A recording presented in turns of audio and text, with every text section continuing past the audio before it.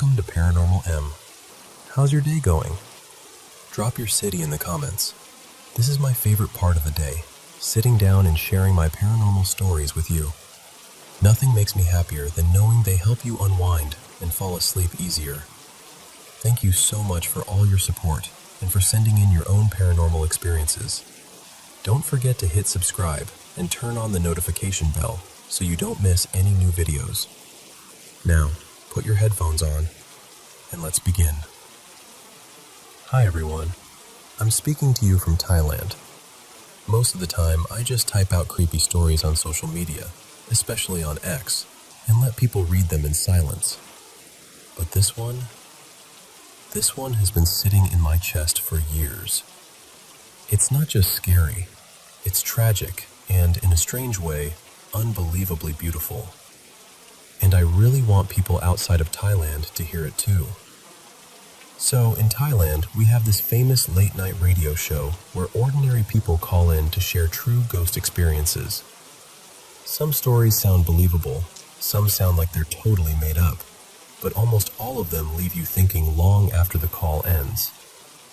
One night, a father called in to talk about his daughter, a little girl named Molly.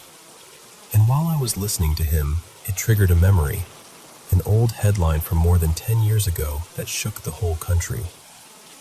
It was something like, a mother who had already died still got up to make milk for her little girl. Let me tell you that story the way I remember it. So, around 15 years ago, there was a young mother living just outside Bangkok, in a small apartment in Nonthaburi. She lived there with her daughter Molly, who was about 3 years old at the time. The mother, let's call her Nita, had epilepsy. Normally she managed fine. She took her medication, went to work, came home to her daughter. It was a simple life, but it was theirs. Then one day, Nita suddenly died in her bedroom. No one knew right away. She didn't show up for work. At first her coworkers thought maybe she overslept, or maybe her phone battery died. But when they couldn't reach her all day, one coworker got worried and called Nita's older sister, Lek, to check on her. Lek tried calling too. No answer. After several tries, something in her gut told her, this isn't right. So she drove over to Nita's place. When she reached the apartment building and called up to the unit, she heard small footsteps inside. Then the door cracked open just a little, and there was Molly. This tiny 3-year-old girl stood there in an oversized t-shirt, her hair tangled, her face a little dirty. There was a faint metallic smell clinging to her, something Lek couldn't quite process at first. Lek bent down, trying to keep her voice gentle. She asked, "Where's Mommy, sweetheart?" Molly, in that broken toddler way of speaking, answered, "Mommy's sick. Mommy's sleeping on the bed. There's red on Mommy." Lek felt her chest tighten, but she still didn't want to believe anything was truly wrong. She thought, maybe she just fainted. Maybe she had a seizure and she's still okay. But when Lek stepped inside, another smell hit her. Heavy, sweet, rotten. That's the smell you never forget once you've encountered death. She walked into the bedroom, and there on the bed was her younger sister's body, already starting to swell and change. Nita had been gone for days. The police and medics came. After checking everything, the doctors confirmed that Nita had died from complications related to her epilepsy.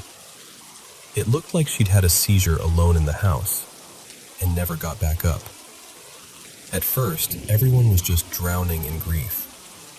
But then they realized something didn't make sense. Molly, this tiny little girl, looked too healthy. She wasn't starving. She wasn't dehydrated. Her face was bright, her skin wasn't sunken, and she still had enough energy to walk, talk, and even cling to her aunt. So one of the relatives asked her softly, "Molly, these past few days, what did you eat?" And she answered in that innocent voice, "Mommy made milk for me She also said Mommy tucked her into bed every night. Mommy sang her a lullaby. And then there was one detail that chilled everyone there. The aunt remembered how, when she arrived, the door had opened just enough for Molly to slip out on her own. The lock was too high for a 3-year-old to reach. When they asked Molly how she came out, she said, "Mommy held my hand. Mommy walked me to the door. Mommy said, 'Go to Auntie. Mommy come later.'" What made it even stranger was what the neighbors told the police. During the days Nita was already dead, the neighbors still heard normal household sounds from the apartment. Dishes clinking in the sink, footsteps moving back and forth, the soft swish of a broom sweeping the floor. And at night, just beneath the hum of the TV and traffic, they occasionally heard a woman's voice humming a lullaby from the direction of the child's room. But no one came out. No one went in. Inside that apartment, the only living person was Molly. After the funeral, Molly went to live with her aunt, Lek, the same aunt who had found Nita's body. People slowly stopped talking about the case. New headlines came, and the old ones faded. Years passed. Molly grew bigger. Outwardly, everything looked okay. Then one day, Lek and Molly appeared on a popular Thai TV show that deals with the supernatural. It was a program where they invited spirit mediums to communicate with the dead. On the show, the medium claimed to reach Nita's spirit. Through the medium, Nita said she was still in the old apartment, restless and worried. She supposedly told Lek, "Take better care of my daughter. Don't let her suffer." The audience was moved. Some people cried watching it when it aired. The story of the devoted mother who kept watching over her child, even after death, touched a lot of hearts. But a few years later, the real horror finally surfaced. Neighbors around Lek's house started hearing strange sounds, crying, whimpering, sometimes sharp yells. At first, people thought it was just normal family arguments, or a kid throwing a tantrum.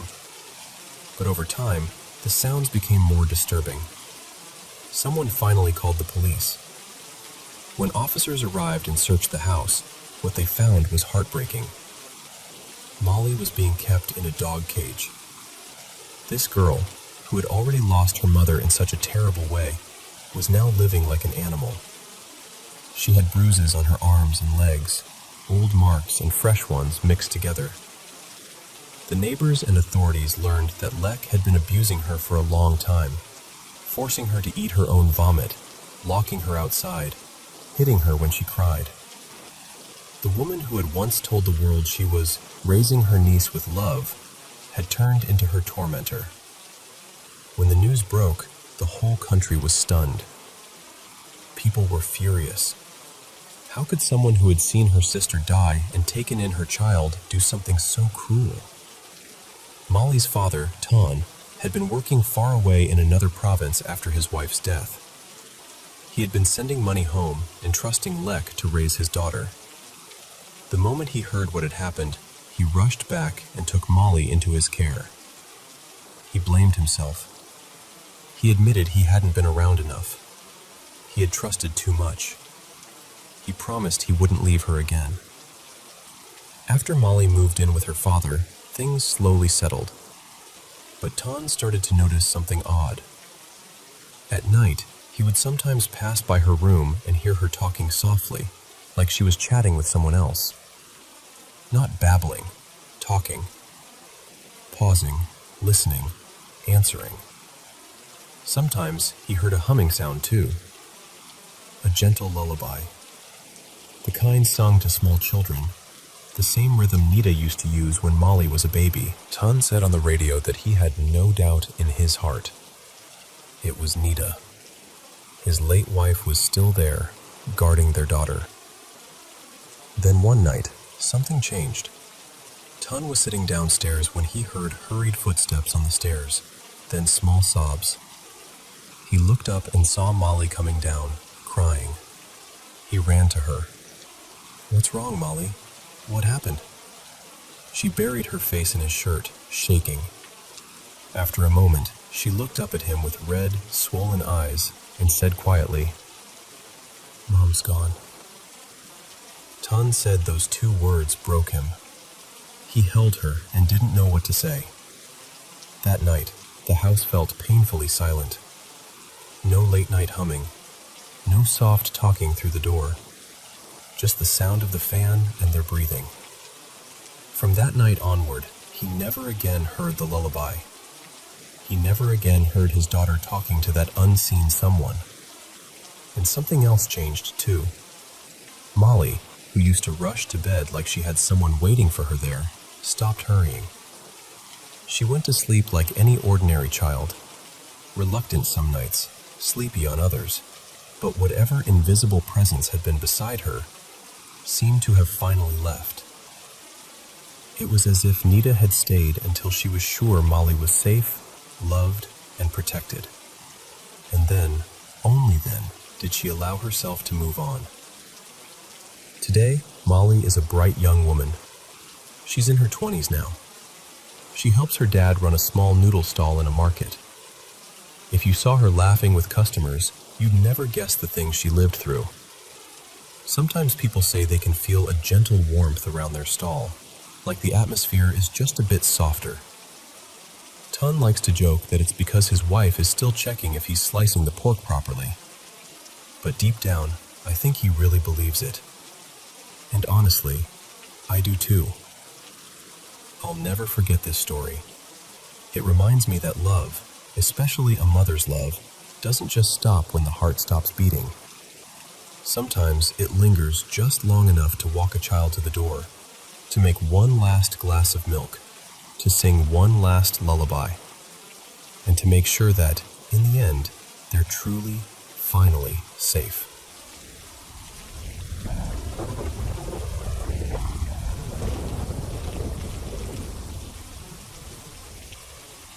Okay, so let me just start from the beginning. I've lived in the same house my whole life, like literally since I came home from the hospital. We never moved, never switched cities, nothing. The most moving I've ever done was when my older sister moved out and I got her room upstairs. Our upstairs is weird. There are only 2 doors up there, my bedroom and then the attic right next to it. That's it. No cute little hallway, no extra bathroom, nothing. Just my room and a creepy attic door that I have to walk past every night before I go to sleep. So, a few things have happened that really scared me, but for a long time I didn't tell my parents because I thought they'd just laugh it off. In my room, I have this LED sign on the wall. It used to say, Mia's room, in big cursive letters when I first got it. But I put stickers on it, so now it just says Mia with stars around it. It has a little remote that can change the color and brightness and all that. Here's the part that freaks me out. Sometimes it turns on by itself. No one touching the remote, no timer set. Just suddenly, in the middle of the night, my wall lights up purple or neon blue. And it's always late. Like, the whole house is dead silent and your brain is making up noises late. And I am, admittedly, a huge scaredy cat. The first time it happened, I was lying in bed watching true crime videos on my phone. You know those commentary channels that talk about missing people and cold cases? Back then it was some guy named Tyler who I watched all the time. So I'm under my blankets, headphones in, lights off, and suddenly my wall glows bright pink. I froze. I kind of laughed at myself, turned the sign off, and the next day I told my dad. He just shrugged and was like, "It's probably a glitch, or the remote got bumped." And I remember feeling kind of dumb, so I just dropped it. The second time, though, was worse. It was around midnight. I was in my room playing an online game with my friends, one of those late-night sessions where everyone's half delirious and laughing at nothing. We were on voice chat, just talking and messing around. I glanced up toward my door for a second and saw my sign glowing this bright blue. I hadn't touched the remote. It was on my desk on the other side of the room. I stopped mid-sentence, went completely quiet, and my friend was like, "Mia, you good?"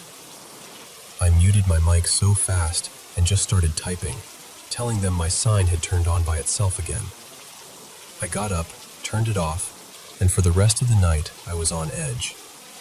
Every little sound made me jump. I kept looking at the attic door like something was going to walk out. That's not the only thing that happens, though. My bedroom door likes to creak open on its own. At least, that's what it feels like. I'll close it all the way. Sometimes I'm sure I even locked it.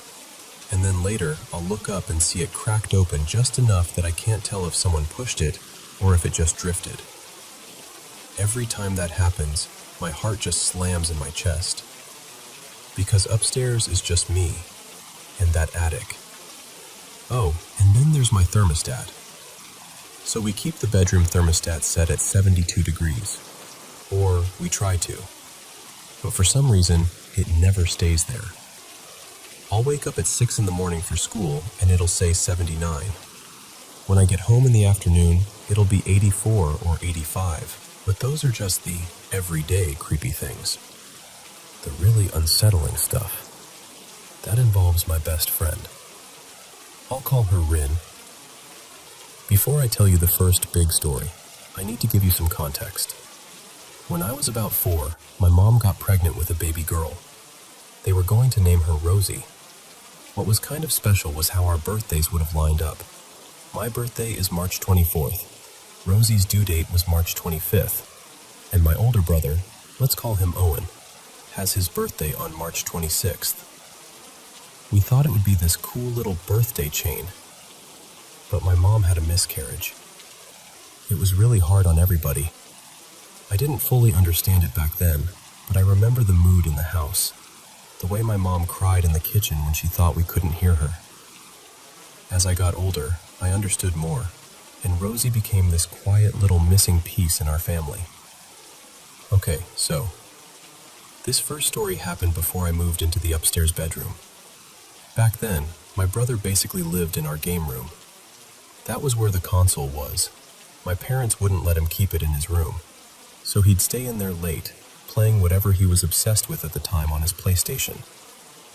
One weekend, Rin came over for a sleepover. We decided to crash in the game room because it had the comfiest couch and a big TV. Owen was there too, sitting on the floor with his headset on, completely absorbed in his game. At some point, I fell asleep. The next morning, I woke up groggy, hair a mess, and Rin was just staring at me. Like, really staring. I was like, "What?" And she goes, "I have to tell you something, but please don't freak out." She told me that she woke up in the middle of the night. Owen was gone. He must have gone to his room to sleep. So it was just her on the couch and me knocked out next to her. She said she glanced over at the big window that looks out at our backyard and the pool, and saw a little girl walking along the edge of the water. Rin said the girl had long brown hair and was wearing this pale dress. And the part that really stuck with me? She said the girl looked exactly like me, just smaller. Like an 8-year-old version of me instead of the age I actually was then. Rin watched her for a few seconds, stunned, and then the girl just wasn't there anymore.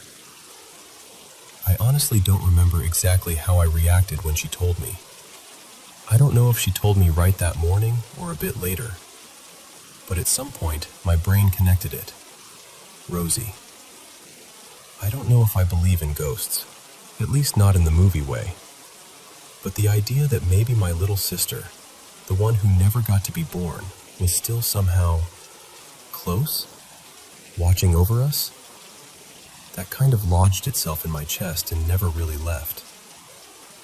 The last story I remember, the one that still makes my stomach drop when I think about it, also involves Rin.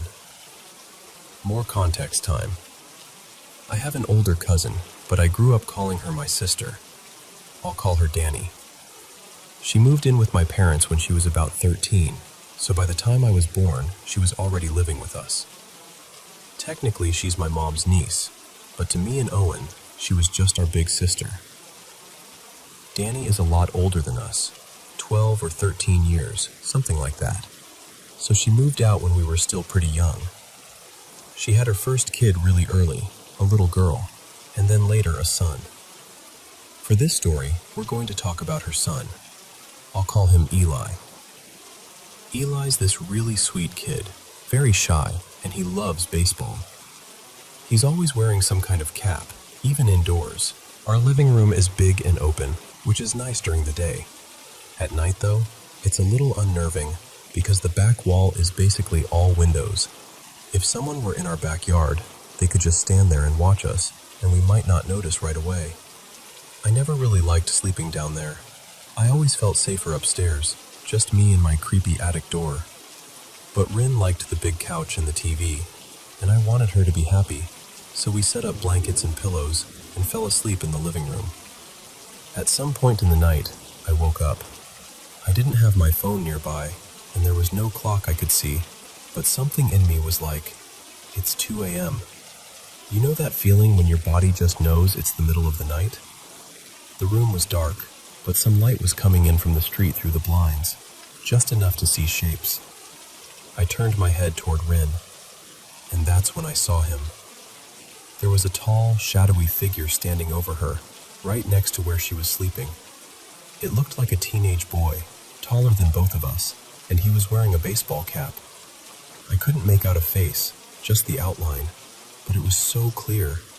Like, I remember the angle of the hat and the way his shoulders were hunched forward a little, like he was leaning down.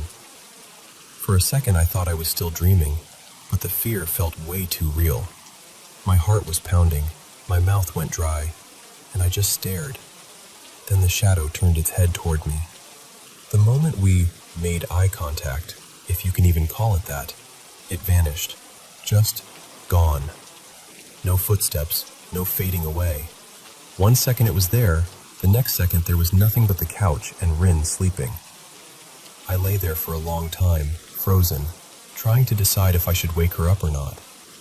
Eventually I must have fallen back asleep, because the next thing I remember is it being morning. Later, when we were talking, I told Rin about what I'd seen. She kind of laughed it off at first and said, maybe that was future Eli watching over us. You know he's obsessed with baseball. And I laughed too, because it was easier than sitting in the idea that maybe some random shadow guy was watching us sleep.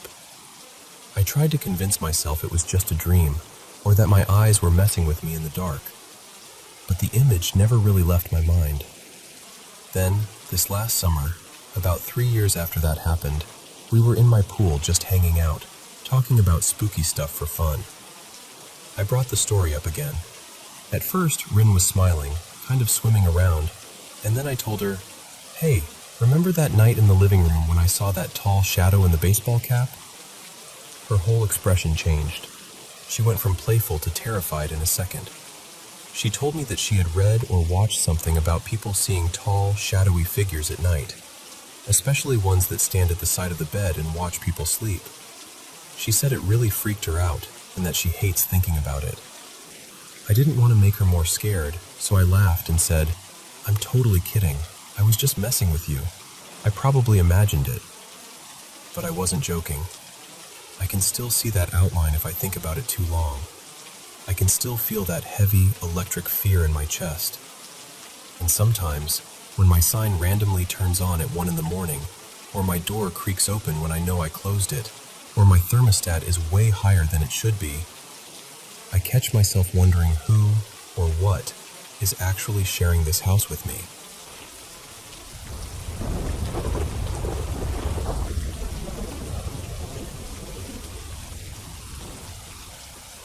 So, let me tell you about my very first ghost hunt, because I still think about this night. It was late September last year, and me and my 2 friends, let's call them Emma and Jake, to keep their real names private, decided it would be fun to go ghost hunting for the first time. Famous last words, right? We booked a guided ghost hunt at Chillingham Castle. Proper, legit thing. As the day got closer, we were buzzing. Nervous, but buzzing. A few hours before we were due to leave, Emma decides it's a brilliant idea to buy a spirit board. Like, of all days to do that. We ended up using it in Jake's room. They were dating at the time, by the way. Jake wanted no part of it, which, honestly, fair enough. Me and Emma, being absolute idiots, decided we'd give it a go. So we sit down, fingers on the planchette, candles going, being all dramatic even though we're low-key terrified. At first, it's just random spirits, letters moving slowly, vague answers. I still don't know if Emma was messing with me or not. But then we connect with this one spirit who spells out the name Lyron.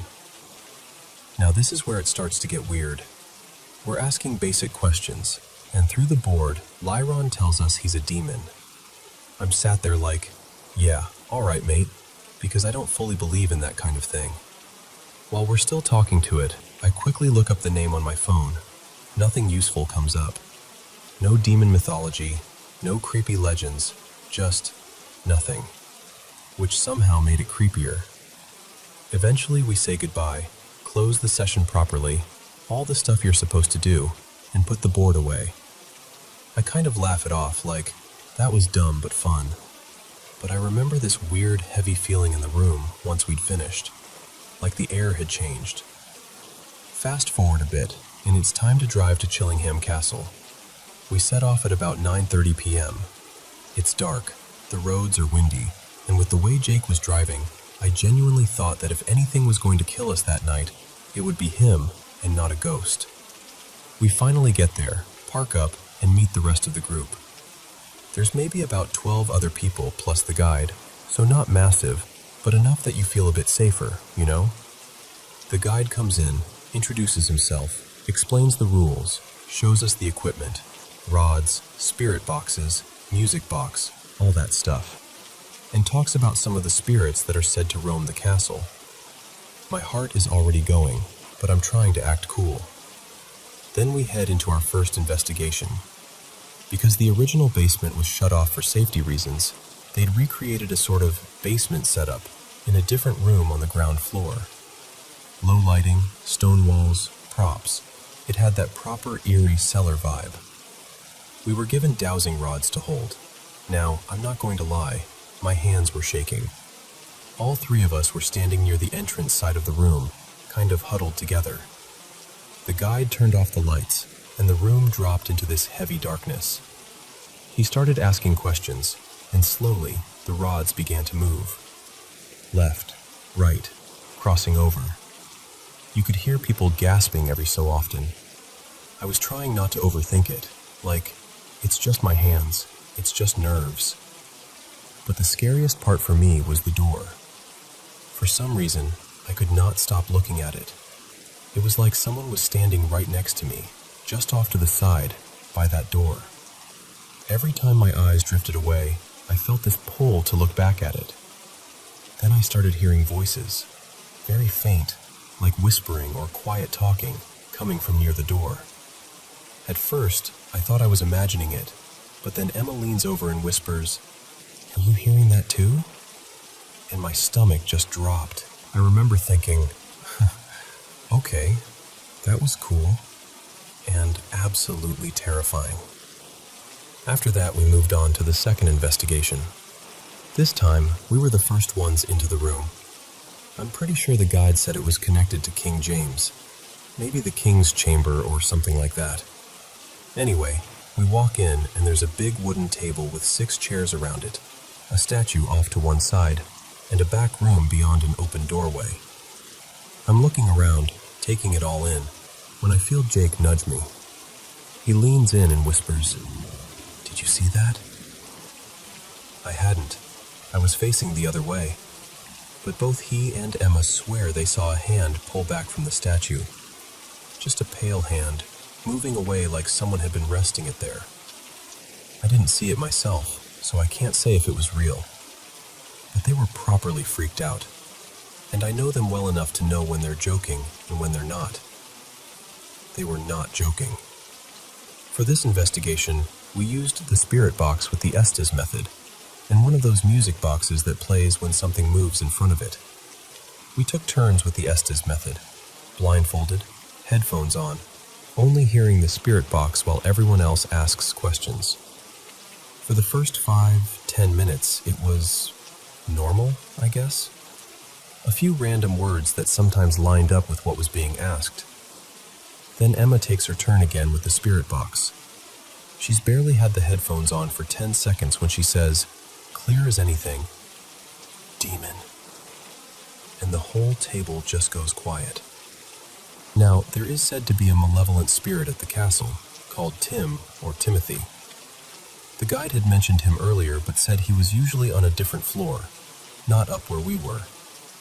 So I turn to Jake, half joking, half not, and say, imagine if Lyran followed us here. Literally, as soon as I say that, there's this massive bang from the back room. Not a tiny tap, not someone accidentally kicking something. A proper, loud crash. I jumped so hard I genuinely thought I'd, had a little accident. I didn't, thankfully, but my heart was racing. After that, I couldn't shake the feeling that something was watching us from above. The room had an open section of ceiling, like a balcony or gallery overhead, and I kept glancing up, convinced something or someone was looking down at us. A couple of minutes go by, and I turn to look toward the door.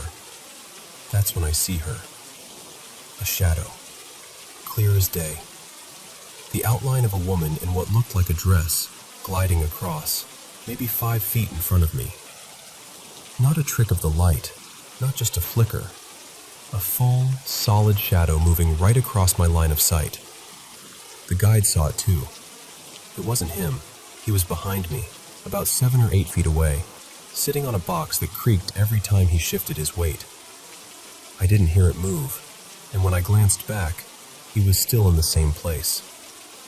I was honestly blown away at that point. Seeing something like that with your own eyes, it hits different from stories. Then, just when I thought I'd hit my limit, something else happened. I felt a touch. Not a comforting hand on the shoulder or anything like that. This was 5 distinct pokes in my lower back, just above where my bum is, one after another. I spun around so fast I nearly made myself dizzy. But again, the guide was still where he'd been, relaxed, not even close enough to reach me. Jake was right next to me at the table, arms on the table the whole time. There was just no one there who could have done it. That really shook me. After that, things calmed down a bit, and about 10 minutes later we wrapped up that session and moved on. The final investigation was in what I'm pretty sure was the chapel. I'll be honest, most of that last investigation kind of blurred together for me. We were using some equipment, asking the usual questions, and for a while, not much happened. Then someone asked, "Tim, are you here with us?" About 2 seconds later, there was this massive bang from the back room, but it didn't sound like someone knocking on a wall. It sounded like something being thrown against it. Proper force. The sound echoed around the chapel and out into the corridor. Everyone jumped. Even the guide looked a bit surprised, and he's probably heard everything by now. After that, things settled down again, and eventually, the night came to an end. So yeah, that was my first ever paranormal investigation. We started the night messing around with a spirit board, talking to something that called itself Lyran, and ended it in a haunted castle with shadows walking past us, unseen hands poking me in the back, and something angry enough to chuck things at the wall. Do I know exactly what we experienced? No. Could some of it have a logical explanation? Maybe. But I know how I felt in those moments, and that's not something I can just shrug off. Either way, it completely hooked me. And if you've got any recommendations for other haunted places I should check out next, seriously, tell me.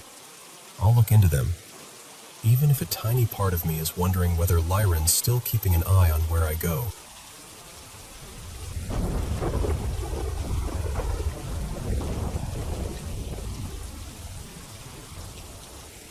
So, let me tell you about this really weird night I still can't explain. It was a few years ago, and I remember it so clearly because of how wrong everything felt. I think think it was around 1:45 in the morning when I got to the laundromat. You know that kind of tired where your eyes burn, but your brain is still racing? That was me. I'd locked myself out of my house like an idiot. My phone was dead, and the laundromat was the only place open with lights on. When I walked in, there was this woman there, maybe late 30s, early 40s, shoulder-length dark hair, big tote bag, just quietly pulling her clothes out of one of the dryers. She had this kind face, like someone's cool aunt.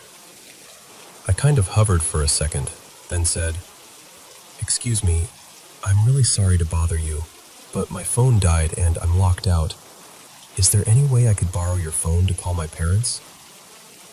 She didn't even hesitate. "Of course," she said, and handed it over with a little smile. "Go ahead." I called my parents, once, then again. No answer, just straight to voicemail. Each ring made my stomach sink a little more. I handed the phone back and apologized for wasting her time. She shook her head. "You're fine. I hope you get a hold of them. Good luck, okay?" She gave me this sympathetic look, then walked out into the night with her laundry basket balanced on her hip. Once she left, the silence kind of settled in. It was just me, the hum of the building, and the TVs mounted up near the ceiling. There were 3 of them, all flat screens, each playing a different news channel on low volume. The only other sound was this faint buzzing from the fluorescent lights.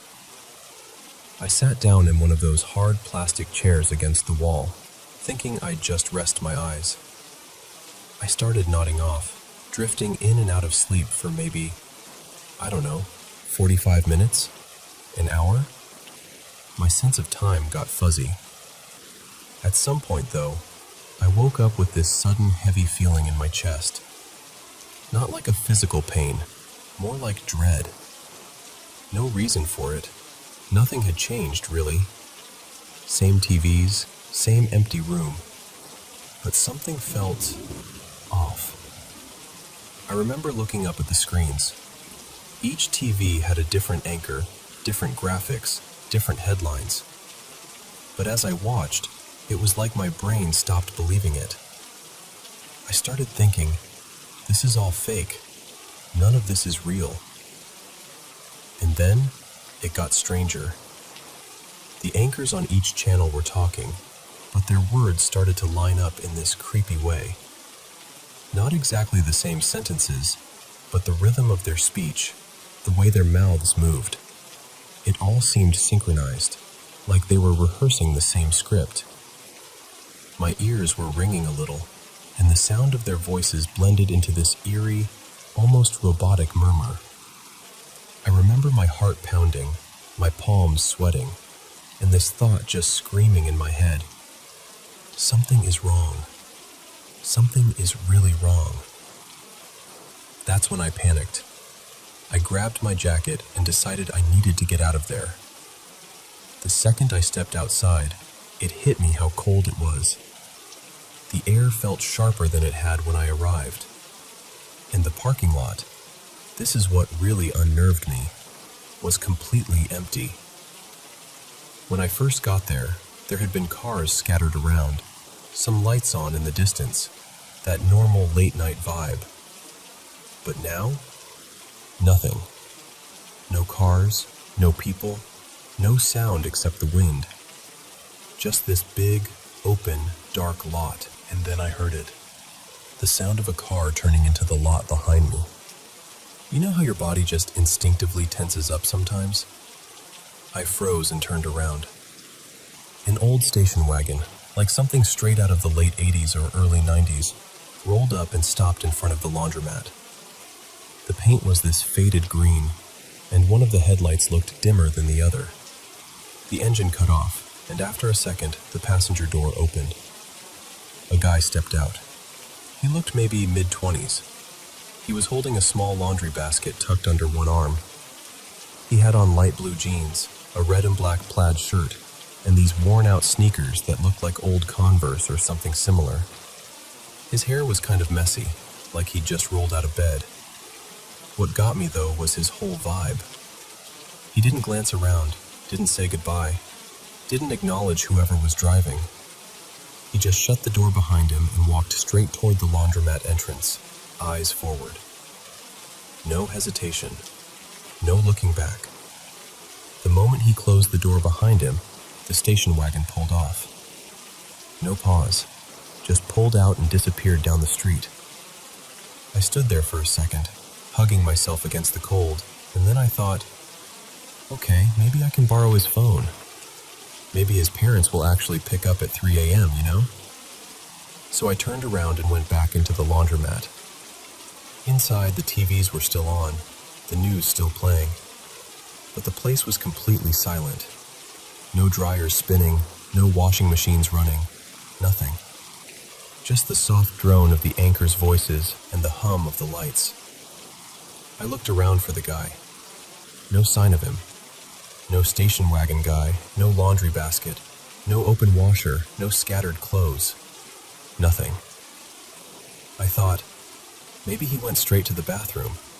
That would make sense, right? So I walked to the back, to that little hallway where the bathroom doors are. I pushed the bathroom door open and called out, "Hello?" No response. I tried again, louder. "Hey, sorry, is anyone in here?" Still nothing. The bathroom was empty. One stall door slightly open, the rest closed, but no feet, no sounds, just that weird, echoey quiet. And that's when it started again. The feeling that I wasn't alone, even though I clearly was. I stepped back into the main room, and as I did, I heard it. Clink, clink, clink, clink. The sound of the change machine spitting out coins. If you've ever used one of those coin machines, you know that distinct metallic cascade sound, right? It was exactly that. The machine was going off like somebody was feeding in bills and getting quarters for their laundry. Only, no one was standing there. I walked closer, slowly, like I was trying not to scare whatever was happening.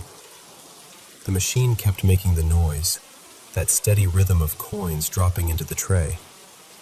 But when I looked down, the coin slot was empty. No quarters piling up, no loose coins rolling around.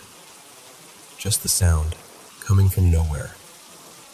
Something about that broke me a little. It was like the room was pretending to still be in use, pretending there were people doing laundry when there weren't. My heart was racing again, and all I could think was, I should not be here. So I did the same thing I'd done before. I left.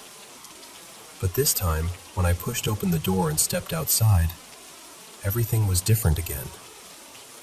The parking lot was full, cars everywhere, different makes and models.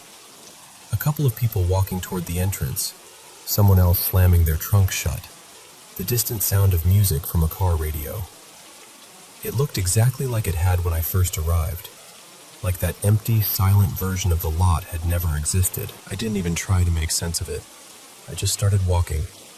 I figured I'd find a gas station or a 24-hour place where I could sit and wait until morning, or until my parents finally picked up. To this day, I have no explanation for what happened in that laundromat. I don't know if I nodded off and slipped into some kind of half-dream, or if I walked into that place at the wrong time, like caught between two moments.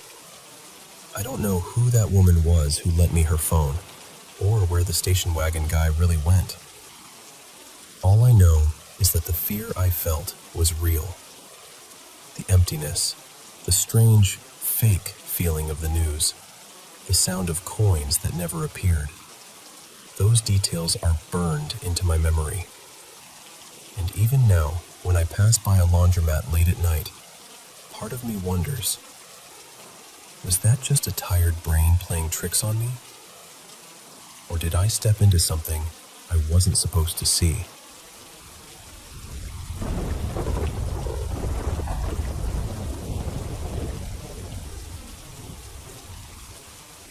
So let me tell you about this really strange night that still messes with my head. This was maybe a year and a half ago, in the middle of winter. I was ridiculously sick, like full-on flu, fever, body aches, the whole thing. I was sharing an apartment with my older sister, Nina, at the time. She's the kind of person who checks on you every few hours if you so much as sneeze, so she'd been popping into my room on and off all day. That night, I was in my bed, curtains closed, lights off except for this little warm bedside lamp. I felt absolutely awful, so I decided, okay, that's it. I'm just going to sleep this off. I remember feeling this wave of exhaustion hit me, like someone had just pulled the plug on my energy. The last thing I remember before knocking out was Nina coming into my room. She stepped in, leaned on the doorway for a second, then came over by my white dresser near the window. We had this quick little conversation. I honestly don't remember what we were talking about now, just that it was casual, nothing serious. She laughed at something I said, and I can still see her expression so clearly in my mind. Then she held out her phone and was like, "Hey, look at these texts real quick." I tried. I really did. But my eyes were burning, my head was pounding, and the words on her screen were all fuzzy. It was like trying to read underwater. I remember squinting and saying, "Ugh, I can't read that right now. I'm so tired. Just show me tomorrow, okay?" And she kind of shrugged and went, "All right, go to sleep," then turned and walked out of my room. I swear to you, not even a full second later, I was out. Like, gone. Deep, heavy sleep. I didn't toss and turn. I don't remember any dreams, nothing. Just darkness. A few hours later, I woke up. My fever had broken a little, and I was just lying there in bed scrolling through my phone, kind of dazed but awake. That's when Nina came into my room. Again. She walked in like normal, sat at the edge of my bed, and we started talking. We were mid-conversation about something totally random. I think about our cousin or some drama from work, when I suddenly remembered her trying to show me that text before I fell asleep. So I stopped and said, "Oh yeah, what was that message you were trying to show me earlier, on your phone?" And the way she looked at me, she was so confused. She goes, "What are you talking about? I came up here to see the messages you were trying to show me." Now I'm confused. I'm sick. I'm tired. My brain is foggy. And I'm thinking she's just messing with me. So I kind of frown and say, "No, Nina, I'm serious. You came in here before I went to sleep, stood over there by my dresser, and tried to show me some messages on your phone. I told you I was too tired and I'd look at it later." She shakes her head immediately and says, "No, that didn't happen. I never came in here. You came downstairs to Mom's place and tried to show me some messages, but I was too tired to read them, so I told you I'd look at them later. Then you said you were going to bed and went back upstairs." At this point, I'm getting irritated, because I feel awful and it really sounds like she's just playing with me for no reason. I'm like, "Why are you joking right now? I haven't left this bed. I remember you coming in here. I remember what side of the bed you were on. I remember you laughing.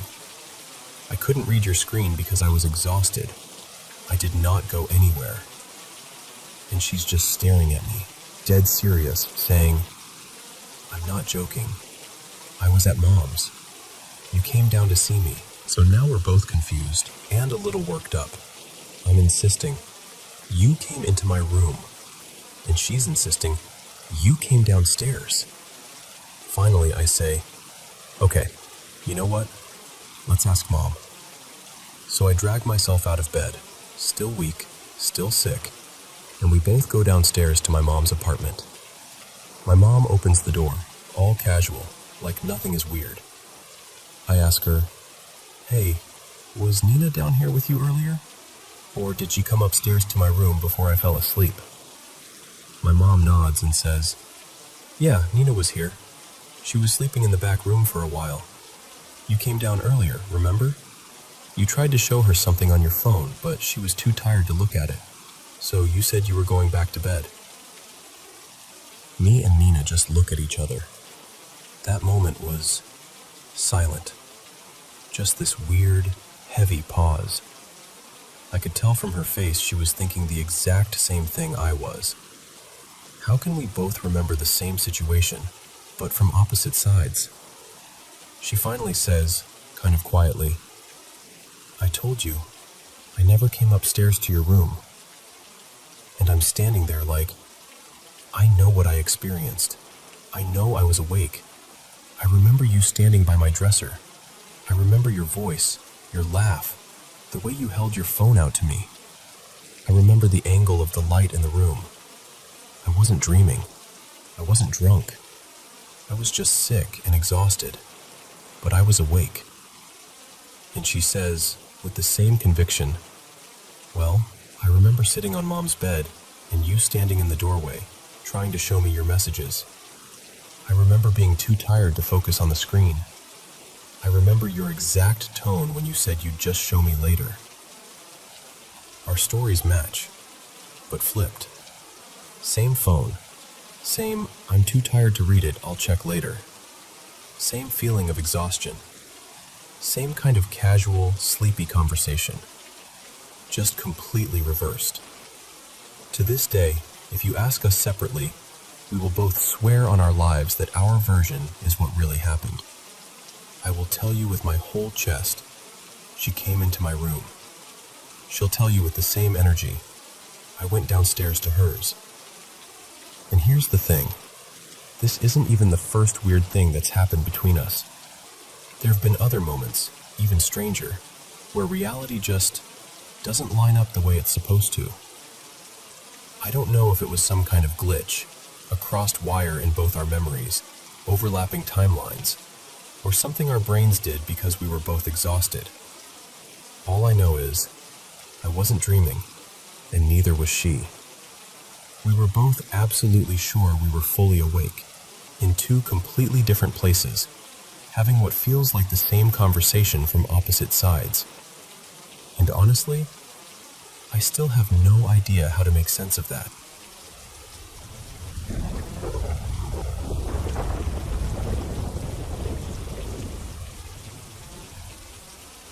Alright, so let me just tell you this straight, the way it happened. It was a weeknight, maybe around 11:15 p.m. or so. I was heading into town to grab a few things from the store. I live way out in the sticks. No streetlights, hardly any neighbors, just vegetation, trees, and dirt roads. About 10 minutes into the drive, my temperature gauge starts climbing. Next thing I know, the warning light pops on and the car starts to overheat. So I pull over on the shoulder of this 2-lane highway, kill the engine, pop the hood, and just stand there in the dark, listening to the metal tick. I let it cool for a while, check the radiator, top it off with the little bit of water I had, and think, okay, I'll just ease it home. I get maybe another couple miles down the road. Same thing. Temperature shoots up again. By now it's after midnight. I'm not that far from home. Maybe a mile and a quarter walk. It's a clear night, stars out, a little chilly but not miserable. And I'm thinking, why risk blowing the engine? I could use the exercise anyway. So I pull off a little more, lock the car up, throw my hands in my pockets, and decide to walk it.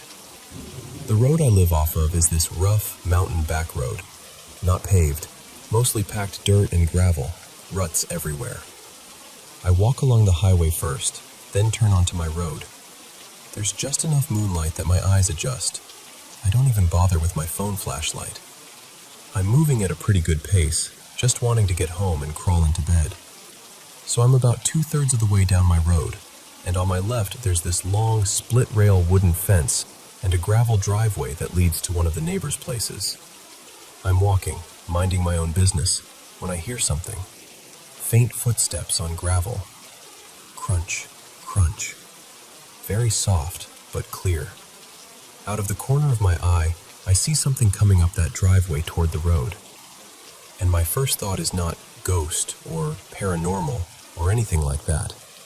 My first thought is, oh great, one of the neighbors thinks I'm out here creeping around, casing houses in the middle of the night. I'm fully expecting a flashlight in my face, maybe a gun, definitely some questions. Like, hey, what are you doing out here? So I'm bracing for that. And then I realize what I'm actually looking at. There's a man walking toward me, except I can see through him. At first, it's almost like that Predator effect. You know, in the old movie, where the outline kind of shimmers and takes on the color of the trees behind it? It's like that. The shape is there, but it's blending a little with the background. As he gets closer, though, he becomes more defined.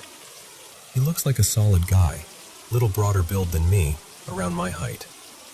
He's wearing this red and gray flannel shirt, jeans, and these old work boots. His hair is sort of shaggy, like that almost mullet style you see on some country singers. And he is just gliding up this driveway toward the road. He steps out of the driveway onto the edge of the road, maybe 30 feet to my left, and then, this is the part that really got me. He turns and starts walking alongside me. We're not shoulder to shoulder, but he's pacing me, same speed, just off to my left by the fence line. We walk like that for, I don't know, 100 to 150 feet. Long enough for it not to be my imagination. Long enough for me to actually study him. The whole time he's not looking around, not checking the road. He's looking at me. We get to the end of that split rail fence, and that's where he stops.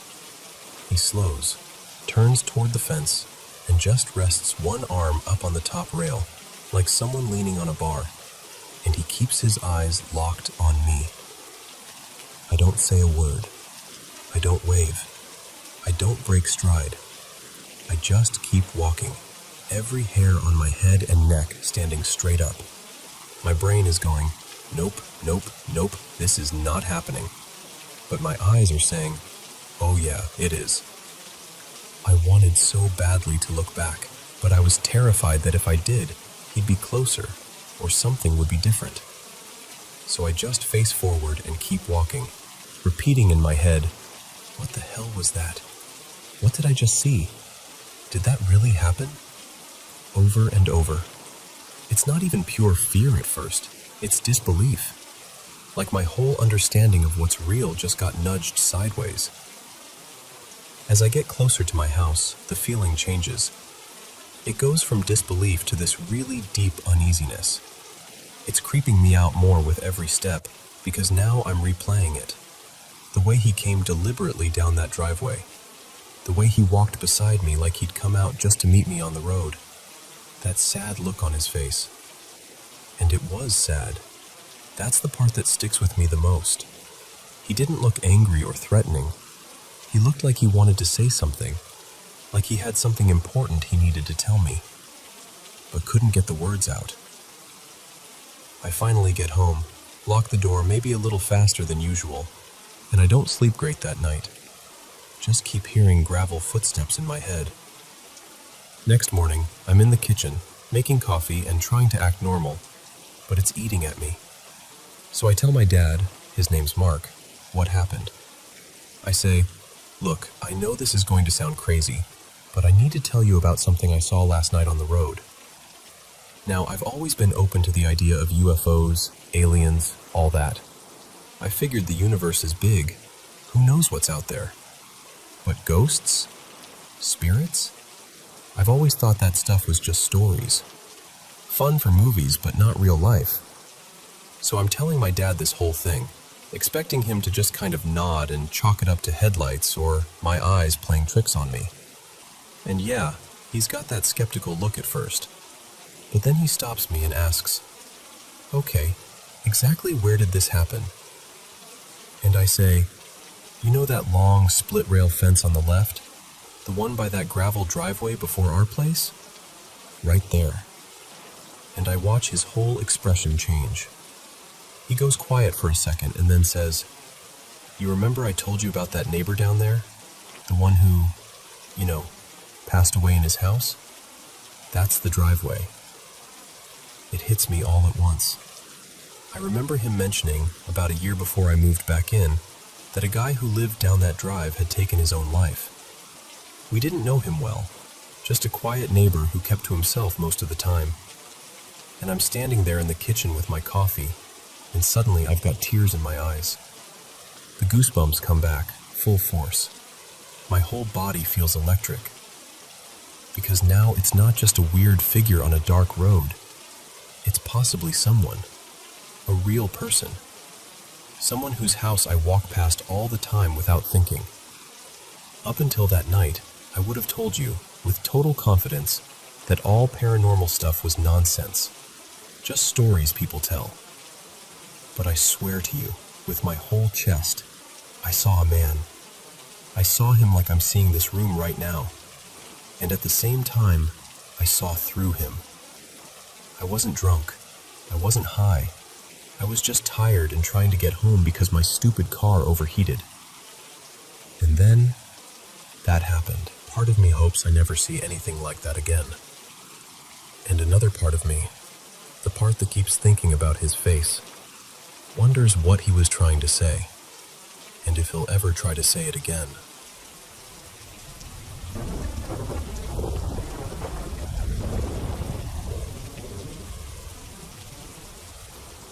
So, let me just tell you this straight, because I still don't fully understand it myself. It was supposed to be just a walk. Nothing dramatic, nothing cursed. Just me being stupid and restless. There's this old cemetery behind our town.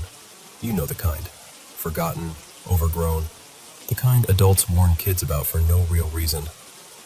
I'd passed it 100 times in daylight. But that night I thought, why not?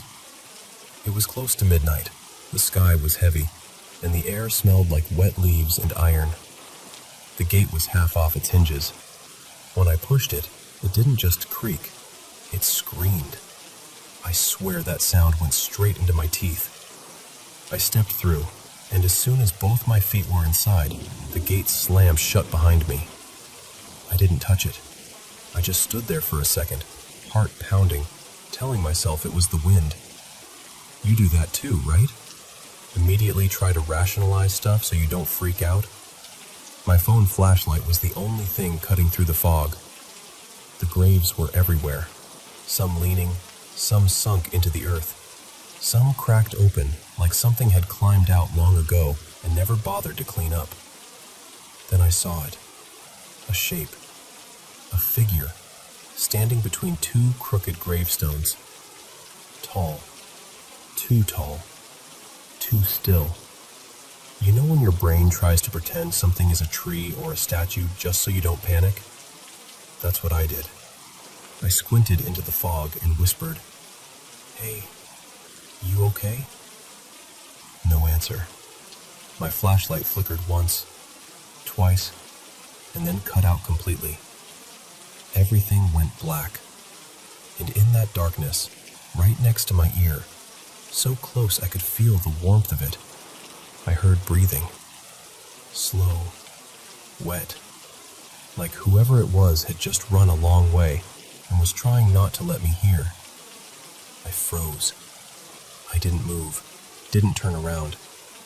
I just stood there, clenching my phone in my hand like it was a weapon. Then, just as suddenly as it went out, the light came back. The figure was gone. I spun around. Nothing. Just grave after grave, fog curling between them like it was alive. And right in front of me, a few steps ahead, was a stone that didn't look like the others. Older, darker. The edges had been eaten away by time. The letters were deep, carved by hand, not machine. I walked up to it without really deciding to. It felt like being pulled. The name carved into it was Thomas, 1327, 1402. An old name, old dates, just another grave, right? I don't know why I did it, but I knelt down and pressed my fingers to the stone. It was freezing. Not cold like a rock at night, cold like metal pulled from a freezer. And then it happened. For less than a second, the name changed. Right under Thomas, the stone shifted. The letters stretched and bent like they were made of smoke and ice, and new ones carved themselves into the surface, glowing faintly through the fog. Daniel, 1993, 2025. My first name, my birth year, and this year. I felt the world tilt. For a second, I thought I was going to pass out right there on that grave. My phone screen shut off again, but this time it wasn't just the light. The whole thing went dead in my hand. No battery warning, no flicker, just black. Then I heard it. Not in the air, not in my ears. Inside my head, like a thought that wasn't mine. You're early. It wasn't angry. It wasn't kind. It was disappointed. That broke whatever courage I had left. I don't remember standing up. I don't remember turning around. I just remember running, branches smacking my face, stones sliding under my feet, feeling like someone's eyes were pinned between my shoulder blades the whole way. I didn't sleep that night. Instead, I did what everyone does when something doesn't make sense. I opened my laptop. I searched everything I could think of. Thomas 1327 through 1402 grave. Old cemetery legend. Ancient tombstone name changing. I even tried Latin versions of the name. Nothing. No local legends, no ghost stories, no weird history. Like that grave didn't exist. So I tried something else. I opened our town's group chat. You know, the kind where people complain about noise and post pictures of lost dogs. I scrolled up, way up, because I remembered something. A random line I'd half read weeks before. I found it. Luca, did anyone else see that thing near the old cemetery? Jonas, yeah, by that really old grave at the back.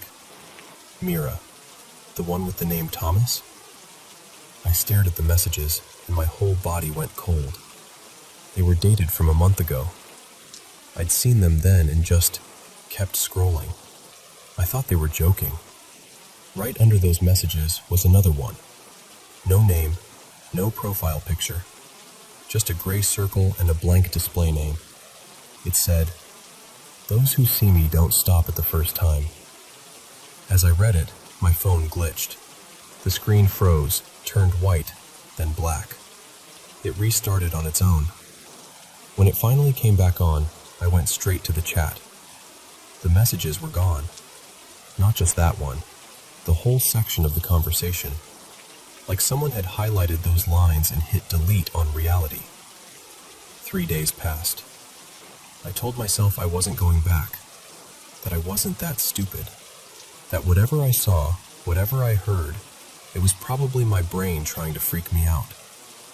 But the thing is, after that night, my house didn't feel empty anymore. I'd catch myself turning around because I was sure someone was standing in the doorway. I'd wake up at night convinced someone was leaning over my bed, even though I'd open my eyes and see nothing in the dark. The third night, at 12:33 a.m., my phone buzzed.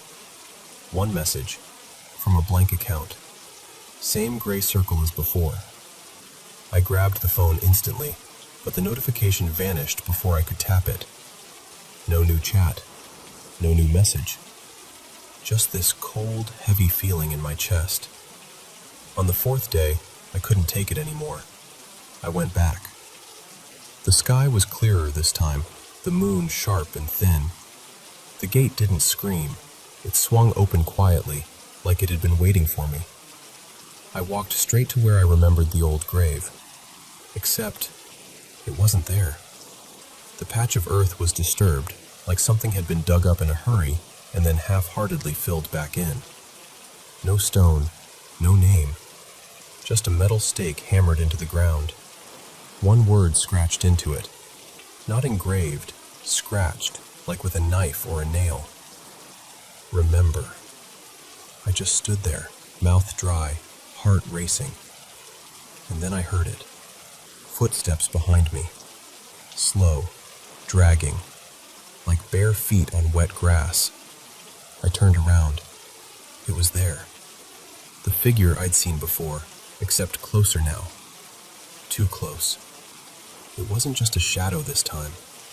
It had a face, if you could call it that. The skin was too pale, stretched too tight. The eyes were wrong, too deep, too dark, too empty. The mouth hung half open, like it was always in the middle of a breath it could never quite finish. Its head tilted, like it was studying me, or recognizing me. It lifted one arm slowly, so slowly, and pointed past me, to the disturbed patch of earth where the grave used to be. And in that same quiet, breathy voice inside my head, it said, "The place is ready." My throat closed up. I couldn't scream, couldn't move. My body felt like it was filled with cement. The only thing that worked was my heartbeat, slamming against my ribs. I don't remember turning away. I don't remember running back through the gate. But I remember the sound I heard as I left. Breathing. Right behind me. Keeping pace. Not getting tired. I made it home. Somehow. Again, one new message. No name, no picture. Same blank account. By the time I grabbed the phone, the notification was gone. No chat, no trace. But for a split second, when the screen woke up, I saw the preview. I'm still waiting. It happens every night now. 3:33 a.m. Screen lights up. Blank account. Message appears. Vanishes. Sometimes I can catch part of the preview. Don't be late. You know where. The year is almost over. And once. You shouldn't have touched the stone, Daniel. I've tried blocking unknown accounts. I've changed my number. I've switched phones. It doesn't matter. It always finds a way to send that one message at that exact time. Here's the part that really scares me, though. Last week, I went to visit my parents. They still live closer to the old part of town. On the way back, I passed the cemetery road.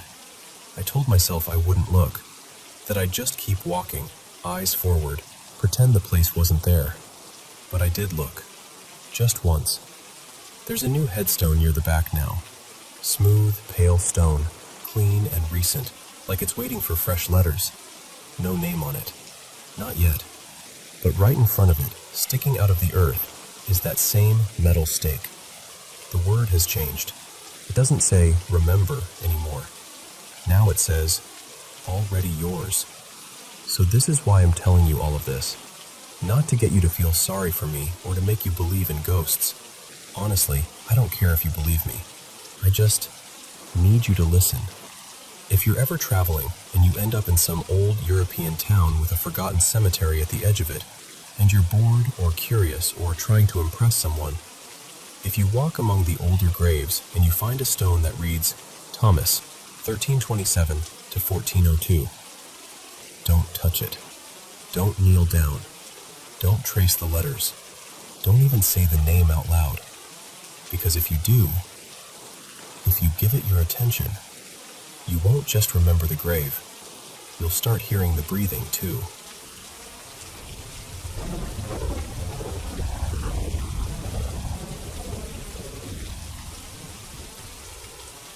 So, let me tell you about the night that still makes my chest feel tight when I think about it.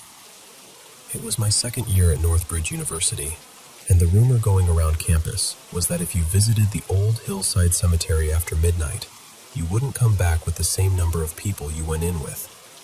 We laughed it off, obviously. We were 19, full of instant noodles and overconfidence. There were 11 of us that night. We met by the back gate of the dorms just before midnight. Everyone had something. Cheap chips, bottled tea, a flashlight. Somebody brought a tiny Bluetooth speaker. I remember the air was thick, kind of sticky, like the world had been holding its breath all day and only started exhaling once we stepped outside. The cemetery sat behind the university's old library, up this narrow path where the streetlights never quite reached. As we walked, some of us linked arms. Not because we were scared, you know. At least that's what we said. but because it felt like the right thing to do when you're pretending not to be afraid. I was walking next to this guy we all called Echo. That wasn't his real name, but he talked in this soft way that made people lean in to listen, and jokes tended to bounce back to him.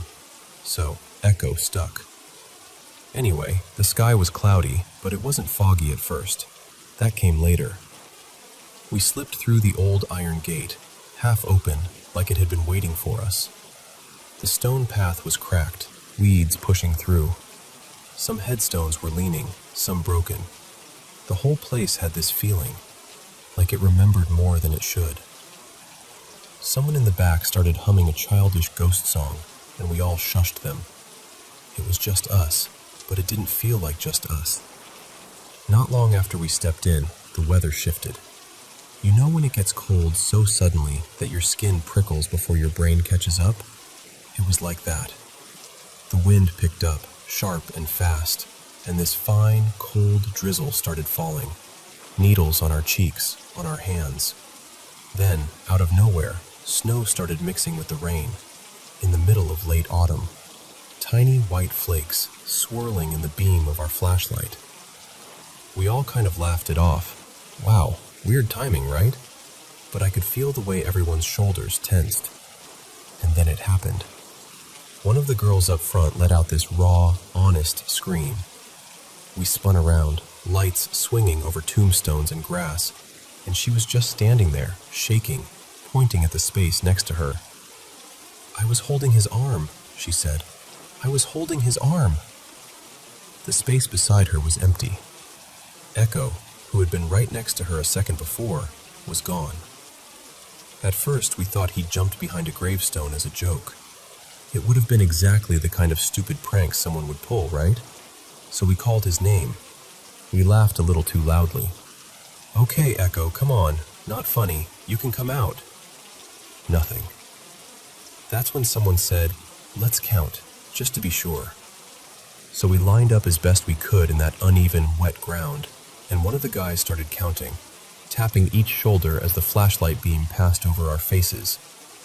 1, 2, 3, 4, 5, 6, 7, 8, 9, 10.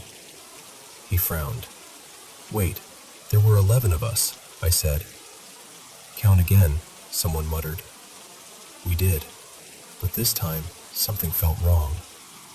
1, 2, 3, 4, 5, 6, 7, 8, 9, 10.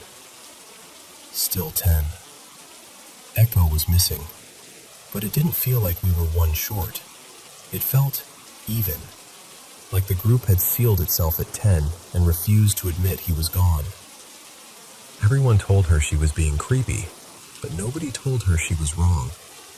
We should have left. Any reasonable person would have turned around right there. But real life isn't reasonable, and neither are 19-year-olds fueled by myths and midnight bravado. Someone said, "We can't just leave Echo here." And that was it. The decision was made. We pushed deeper into the cemetery. The fog rolled in slowly, like it had been waiting for its cue. It gathered low at first, curling around our ankles, then rose up, softening the edges of gravestones until they looked like crooked teeth in a ghost's mouth. Trees at the far end blurred into smudges of shadow. I remember clutching my flashlight so hard my fingers cramped. We kept calling his name. "Echo! Hey! Answer if you hear us!" The sound of our voices flattened out, like the fog was swallowing them. And then, all at once, we saw him. He was standing near a black, cracked headstone with no name on it, just a faint, worn-out carving that was impossible to read. Our lights hit him altogether, and everyone froze. Because it was Echo, and it wasn't. His hair, he'd had this messy, dark hair before, was gone, like it had been shaved right down to the scalp, but unevenly, like it hadn't been done by clippers. His skin looked too pale, but not the usual "I'm cold" kind of pale. It was this almost gray color, stretched thin, and there were these faint red marks and scratches appearing on his arms as we stared, like someone invisible was dragging a pen along his skin. He had his hands pressed over his face, long, bony fingers, knuckles white. His shoulders shook. One of our friends took a step forward, whispering, "Echo?" He flinched. We all stopped. He spoke without taking his hands away, his voice rough and small. "Don't touch me." The way he said it, it wasn't fake.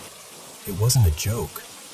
There was this desperation in it, the kind that makes your stomach drop. "Echo, it's us," I said. "We came back for you. We're going to take you home, okay? Just look at us." "Don't follow me," he whispered. "Don't follow where I went." His words didn't make sense, but the fear behind them did. Someone tried to circle around to see his face. He turned with them, like he was protecting us from whatever expression he was hiding. And then we all heard it. The wind moving through the broken tombs, carrying these thin, almost voices. Just at the edge of hearing, little pieces of words that sounded like names, curses, or prayers. I couldn't tell. It felt like they were being said right behind my ear and far away at the same time. I remember thinking, this place doesn't want us here, and it doesn't want to let him go. One of the guys, tall, always the first to crack a joke in class, stepped up and said, gently, "Hey man, we're going to get you out of here, okay? You don't have to look at us, just come with us." He reached out, very slowly, and brushed Echo's sleeve. Just the fabric. Echo screamed. Not loud exactly, but deep, like something tearing inside him. We all stumbled backward. My heart was hammering so hard I felt dizzy. He dropped his hands just enough for me to see his eyes. You know how a person's eyes tell you everything about them? These didn't. They looked almost like they belonged to someone standing a few steps behind him, peering through. But they were still Echo's eyes too. That's what made it so awful. You could see the boy we knew in there, trapped behind something we couldn't touch. We'd only lost him for maybe 15 minutes, 20 max. But hearing him say that, in that place, in that cold, time suddenly felt stretchy, unreliable. Somebody started crying softly. Another person kept saying, "This isn't funny anymore," even though there hadn't been anything funny for a while. The thing is, we still loved him, still cared about him. Whatever had happened, that didn't disappear. So we did the only thing that made sense in that moment. We surrounded him. Not too close, but close enough to make a circle. We didn't touch him again, but we walked with him, step by slow step, back toward the gate. And as we walked, you could feel the cemetery adjusting, like it was letting something go that it wanted to keep. The fog thinned out. The strange snow rain slowed. The whispers faded into just wind again. By the time we reached the gate, the sky had cleared. The storm had just stopped. No sign it had ever been as bad as we'd felt it. The world outside the fence looked ordinary. Streetlights, quiet roads, the distant glow of the campus dorm windows. It was like we'd stepped from one reality back into another. When we counted ourselves at the gate, there were 11 again. No extra, no missing, just different. We walked Echo back to the dorms in silence. No one joked, no one explained, no one could. Later, we tried to talk about it. The story kept shifting, depending on who told it. Some people insisted his hair hadn't really fallen out, that it just looked shorter in the light. Others swore they'd seen fresh wounds appear on his skin as we watched. A few claimed they'd heard their own names whispered in the wind, even though nobody else heard that. Echo stayed with us after that, but he was quieter. Sometimes I'd catch him staring at a wall like he was listening for something. Once, when I asked him what he remembered, He just said, "I stepped between two graves, and for a second I wasn't here. I was somewhere close, but wrong, and something there saw me first." He never went near the cemetery again. Neither did I. Here's what I know, though, what I feel, even now, telling you this. Some places don't just sit there. They lean, they reach. They bend the rules around themselves like heat over a road. That cemetery behind our old library, it's one of those places. It stretches reality, tugs at time, and sometimes, if you're not careful, it takes a piece of you and sends back something altered. Not gone, not fully broken, just changed. We brought our friend back that night, but every now and then, when the wind hits just right and I hear a voice in the distance that sounds like it's saying my name, I wonder, did we really bring all of him back?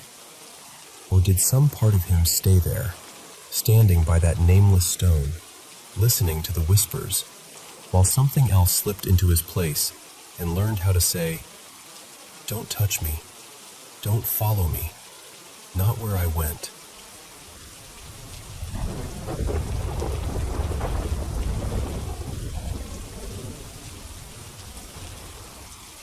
All right, come a little closer. I want to tell you a story, and I need you to really listen, not just with your ears, but with that quiet place behind your ribs where old memories tend to hide. There are forests in this world that breathe. I don't mean that in a poetic way, though it sounds like it. I mean there are places where the trees seem to inhale and exhale, where the branches trade secrets with the wind, and where the moonlight falls like it remembers everything it's ever seen. That's where I was. I remember walking through one of those forests late on a winter night. The sky above us was dark as ink, and the stars looked like someone had stitched them into the black with silver thread. The leaves were rimmed with frost, and a thin wind was slipping between the trunks, sighing its way down the hill. I say us because I wasn't alone. My two children walked just behind me, Noah and Elsie. At least, that's what I called them when they were mine. I wasn't shivering, even though it was cold enough for our breaths to fog, except they didn't. I wasn't tired, even though it felt like we'd been walking for hours upon hours. My legs moved, but there was no ache in them, no heaviness in my feet. If you've ever had a dream where you're moving, but it feels like you're gliding instead of walking, yes, it was that. I remember humming an old lullaby, something my grandmother used to hum by the fireplace when storms rattled the windows. I didn't even think about it. The tune just slipped out of me like it had been waiting. Behind me, the kids tried to laugh at something. Some smiles, some shared joke. But the sound came out thin, like the forest swallowed it before it had a chance to become real. And then Elsie, my little one, pointed at the ground. "Look," she said, and her voice was soft and cold at the same time, like snow landing on bare skin. "Mama, look at this." She bent down, pushed aside a few frozen leaves, and picked up a photograph. That part still makes my skin prickle, even now. Noah leaned over her shoulder. I stepped closer, and all three of us stared. It was us. Not the forest us. The alive us. We were standing in front of a small stone house with ivy climbing up the walls. The kind of place that always smelled like soup and laundry and something baking. In the picture, my cheeks were flushed, my hair a little messy from the wind. The kids were squinting into the sun, both mid-giggle. You could almost hear the laughter. We looked warm, solid, real. Not like we did in that forest. In the forest, our faces just didn't change. Same unblinking eyes, same pale skin, no breath clouding the air, no tiredness, no hunger. You know when you see an old doll whose painted face never moves? It was a little like that, only somehow sadder. Elsie turned the photograph over. On the back, in my handwriting, was a date from several years before. And beneath the date, I had drawn a tiny feather and 3 little dots, like I always did when I wrote something meant only for us. My secret mark. The wind stopped. I know that sounds dramatic, but it did.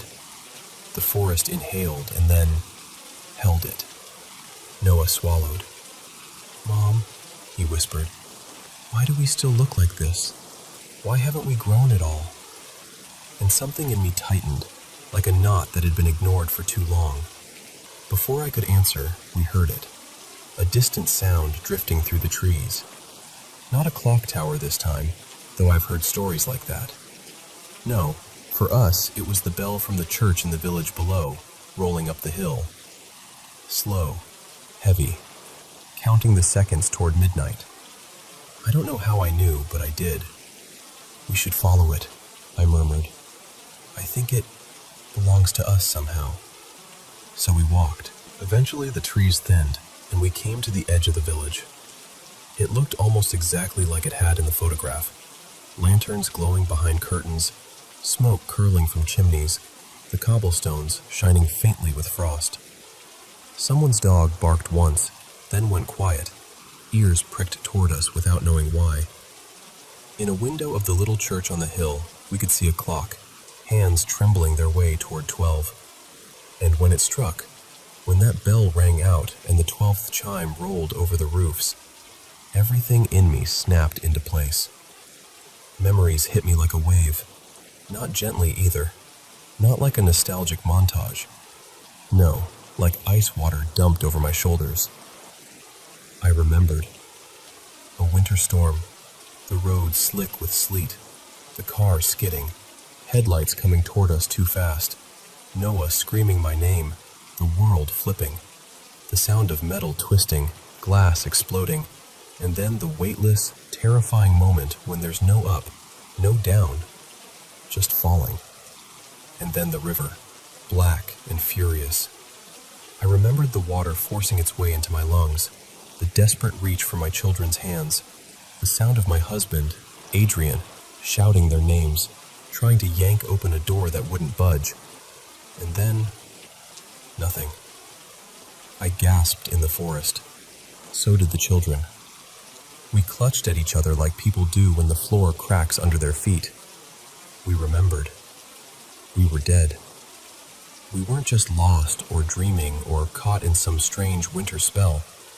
We were ghosts, echoes, the shadows of a melody that had once been warm. Noah's fingers tightened around my wrist. If we're spirits," he said, voice shaking, "why are we still here? Why didn't we go wherever you're supposed to go?" I wish I'd had a reassuring answer then. Something wise, something comforting. All I had was a heavy feeling in the place where my heart used to live. "There must be something unfinished," I said quietly. "We haven't let go of everything yet. I think we need to see your father." So guided more by instinct than by thought, we drifted through the silent village streets. We passed closed shutters, quiet kitchens, toys left askew in back gardens. No one saw us, of course. A cat arched its back and hissed at the empty air as we went by. That kind of almost seeing that animals sometimes do.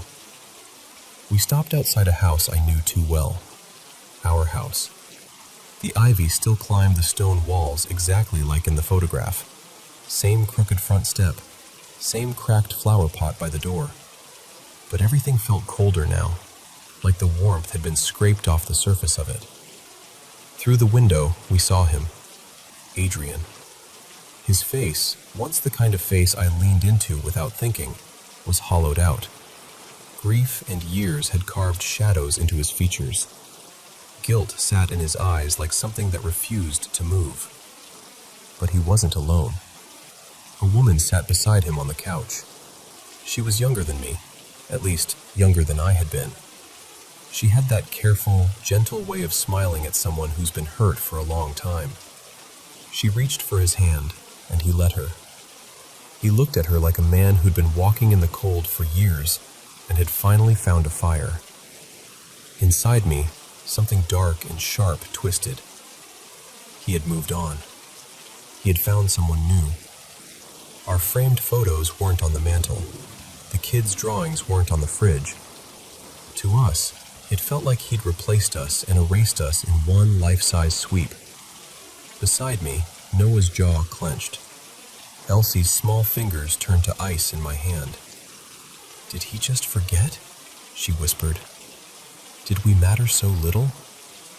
I wish I could tell you I answered with maturity and grace, that I immediately saw the bigger picture, understood his pain, his right to continue his life.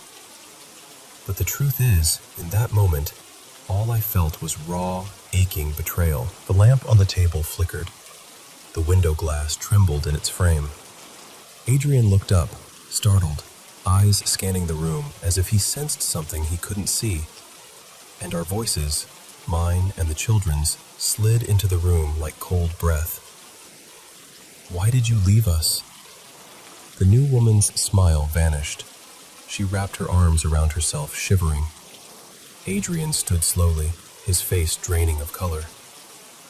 "Who's there?" he whispered. "Who?" "We didn't leave you," Noah said, his voice echoing in a way that didn't belong to the living. "You left us.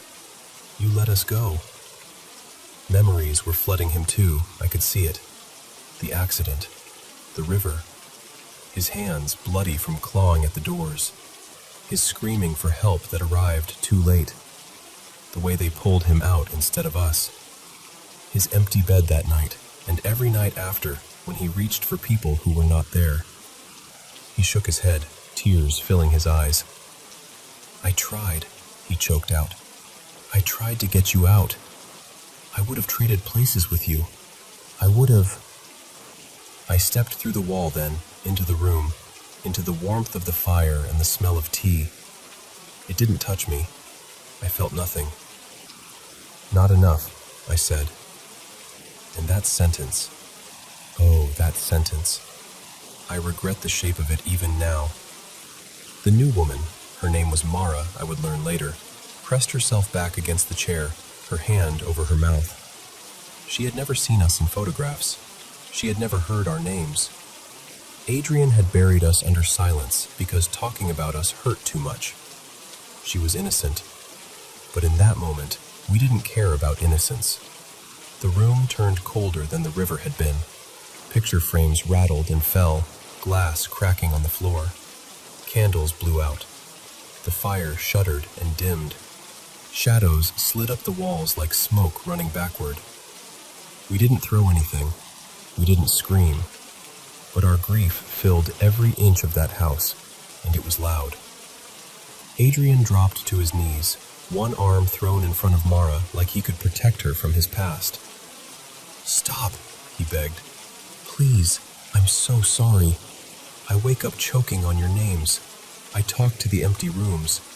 I'd give everything to go back to that night. Please, please." It lasted seconds, maybe a little more. And then it was done. One last shock of cold, one last burst of force, and the house went dark. For us, at least. Like someone had snapped their fingers and switched scenes. Because suddenly we were no longer in the village. We were standing on the edge of a valley filled with mist. It wasn't heaven. It wasn't hell. It was a kind of in-between. It stretched farther than my eyes could see, lit by a light that wasn't really day or night, just there. And then a presence appeared. I can't give you a neat label for it. Angel, guardian, judge. It was radiant, but not in a blinding way. Calm, older than anything I'd ever felt. When it looked at us, I had the sense that it wasn't just seeing us as we were that moment, but as we had been, all the way back, and as we might have been if different choices had been made. "You're looking for justice," it said. The voice was gentle, but it held a weight you couldn't argue with. But what you chose was vengeance. My knees almost gave out. "He replaced us," I whispered. "He forgot. He gave our love away like it was something you could just hand off to someone new." "No," the presence said, and there was no anger in it, just steady truth. "He mourned. He shattered. He tried to save you and could not. His guilt has slept beside him every night since. He did not kill you. My hands, whatever I had instead of hands, rose to cover my face. And her? Noah asked, voice much smaller now. The woman on the couch, Mara, wasn't she part of it? The betrayal? She knew nothing, the presence said. He hid his pain, thinking it was kindness. She came to him with a whole heart, hoping to help him live again. She carries no guilt for your deaths, for your silence, or for his fear of grief. Her conscience is clear. Elsie stared down at her feet. We scared her, she whispered. We hurt her. Yes, the presence replied. You did. There was a pause, a long one, the kind that has enough space inside it to hold everything. Regret, understanding, stubbornness, love. What happens to us now? I finally asked. The presence regarded us with something like sympathy. You acted in anger, it said. You chose to wound instead of to seek truth.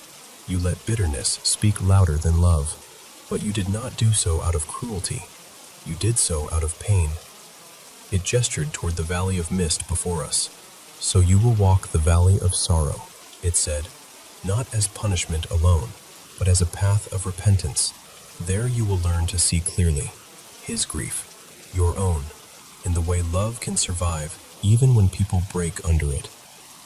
Elsie clung to my side. Noah took my hand. And them? I asked. Adrian and Mara? Mara rises to peace, the voice said. Her fear of tonight will soften. She will come to understand that what brushed her world was not evil, but wounded. She will heal. She deserves dawn, not shadow. And Adrian? I asked, my voice cracking on his name. He will feel the weight of what happened, the presence said, of his choices, both the ones he made and the ones he was never given the chance to make. He is not condemned, but he is not untouched. Grief is not clean. Love is not simple. He, too, will walk a valley of his own until he can forgive himself. I let out a sound then, not rage, not anymore. It was something closer to release. We turned toward the mist. The valley ahead of us shimmered like water under starlight. Each step we took felt like walking through memories, good ones and bad ones both. I heard the kids' laughter in the old kitchen, the splash of them jumping in puddles, the snap of my temper on hard days, the apologies afterward, Adrian's arms around all three of us under 2 small blankets. As we walked, the presence called after us, softly. Even lost souls may find sunrise, when bitterness yields to truth. That sentence has stayed with me. So we went on, not as angry spirits anymore, but as 3 tired hearts, learning to let go of a story we'd been telling ourselves, that we were thrown away, forgotten, replaced. We weren't. We were loved. We died too soon, yes. We were hurt, yes. But we were loved, and that mattered more than the shape of our ending. Back in the living world, the clocks kept chiming. Leaves kept falling. Families gathered at tables, argued about small things, made up, burned dinner, laughed. Our forest still whispered. The river kept moving.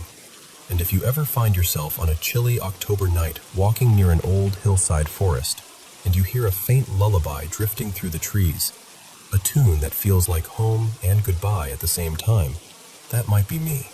Not haunting, just remembering. And if you take anything from our story, let it be this. Love really does reach beyond death. But peace? Peace doesn't live in vengeance. It lives in truth. Messy, complicated, painful truth. And in the courage to see it, even when it asks you to loosen your grip on your anger. That's all.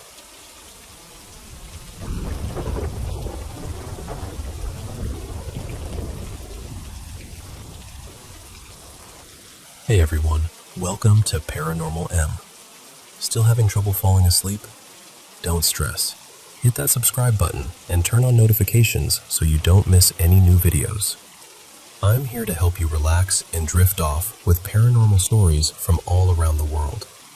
And if you're cool with it, share your own paranormal experiences with me too.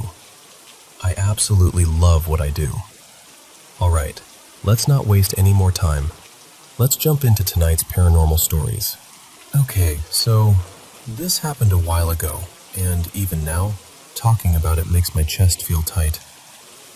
I'm not someone who jumps straight to ghosts or whatever, but this night, it changed something in me. It was late autumn, not summer, and the air had that cold, damp edge to it. I was over at my neighbor's place across the alley, Mirella, an older Romani woman everyone in our little block adored. You know the type, always slipping you food because you look too thin, always ready with a story or a joke. We were in her tiny kitchen, 4 of us crammed around this wobbly table, drinking strong coffee out of mismatched cups and sharing stupid stories from work. It was one of those slow, cozy nights where nothing is supposed to happen. You can almost feel how ordinary the evening is. And then we heard music. Not from a phone, not from a TV. This was live. You could hear individual things. A drum keeping time. A violin weaving around it. Voices singing in a language I didn't recognize.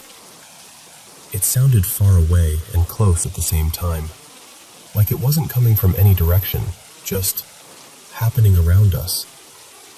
The hairs on my arms stood up. Mirella went completely still. She set her cup down very gently, stared toward the back door, and said, in this low, careful voice, "Don't go outside." We kind of laughed at first. You know, nervous giggles. One of my friends, Danny, rolled his eyes like, "Okay, spooky grandma warning, sure." But her face, I'll never forget the way she looked. Not surprised, not confused, just afraid in a way that said, "I know what this is." The music grew clearer, like whoever was playing had moved just a little closer. I glanced through the window over the sink. Behind her house, there's this overgrown field that leads down toward the railway tracks. Usually it's just weeds, trash, nothing special. That night, though, the field looked wrong. There was this low, pale fog settled just above the ground, the way smoke hangs in a bar. And inside that fog, at first I thought my eyes were messing with me. There were shapes, people-shaped, moving slowly. I leaned closer, squinting. My brain tried to file it under kids messing around, but it wouldn't fit. These figures weren't solid. They looked like they were made of smoke, drifting and reshaping around invisible bones. Some of them were missing pieces, an arm fading into nothing, a leg that never touched the ground. One of them, I swear, had no head, but its body still swayed in time with the music, like it was listening anyway. And in the middle of all of them were 2 clearer silhouettes. A man in what looked like a dark suit, and a woman in a long, pale dress, almost glowing in the thin moonlight. They stood facing each other, like a couple at the center of a dance. The others moved around them in a circle, keeping time with the drums and the violin. They didn't look threatening. That's the worst part. They looked busy, focused, as if we didn't exist. Behind me, I heard Mirella whisper, almost to herself, "They're dancing the wedding again." I turned. "What do you mean, again?" She didn't answer that part. She just said louder, "Nobody goes out. Not while they're here. They don't cross a house with guests inside." She said it like it was a rule, like saying, "Don't touch the stove, it's hot." Something she'd grown up knowing. My other friend, Lena, shook her head, but you could see the curiosity in her face. "I want to see where it's coming from," she said. "It's just music." Mirella grabbed her wrist. I'd never seen that woman look small until then. "Please," she said, and her voice shook. "Stay inside. Let them finish." Danny gently pulled her hand away from Morella's. "We'll be right back," he joked. "If the ghosts want me, they can leave a voicemail." I remember wanting to stop them and not moving. I just stood there like an idiot, watching as they slid the bolt, opened the back door, and stepped into the night. We crowded at the window. They walked across the patchy grass toward the fog. The music changed as they moved, like someone had turned the volume down for a beat. The circle of fog people slowed. Then, almost in sync, all of them turned. Every face, if you can call them faces, shifted toward Danny and Lena. The fog thickened around their legs first, then their waists. From where we were standing, it looked like the whole group of figures inhaled at once, and the mist rushed in. I heard Lena say something like, "Do you feel that?" But her voice sounded muffled, like it was coming through water. Then the fog swallowed them completely. Just for a second. The music hit one sharp, loud note, like a bow snapping across strings, and everything went silent. The haze loosened. The circle of figures drifted back into their slow dance, reforming around the couple in the middle. The drum picked up its beat again. Danny and Lena were gone. No scream, no running, no sound of footsteps. One heartbeat they were there, half lit by the porch light, and the next, the space they'd taken up was just empty night. I don't even remember deciding to move. Suddenly I was outside, breath burning in my throat, Morella behind me, shouting words in her language that I didn't understand. We ran to the spot where I'd last seen them. Nothing. No footprints in the wet grass, no dropped phone, no torn fabric. Just cold air and that fog, already starting to thin out. The music faded, drifting further away, like it was walking itself down the tracks. We called the police. Of course we did. There were statements, searches, flashlights sweeping through the field and along the tracks, dogs brought in, questions repeated over and over. What exactly did you see? Could they have decided to leave together? Are you sure they didn't say where they were going? Try telling people they got taken by music and smoke people at a ghost wedding. Watch how fast their faces shut down into polite disbelief. Days turned into weeks.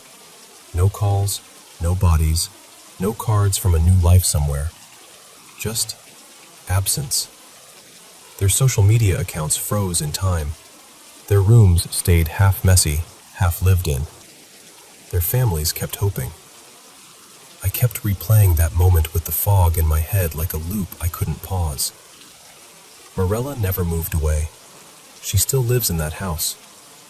Sometimes, when I pass by, she's sitting on her little front step with a blanket over her knees, staring toward the railway at the back.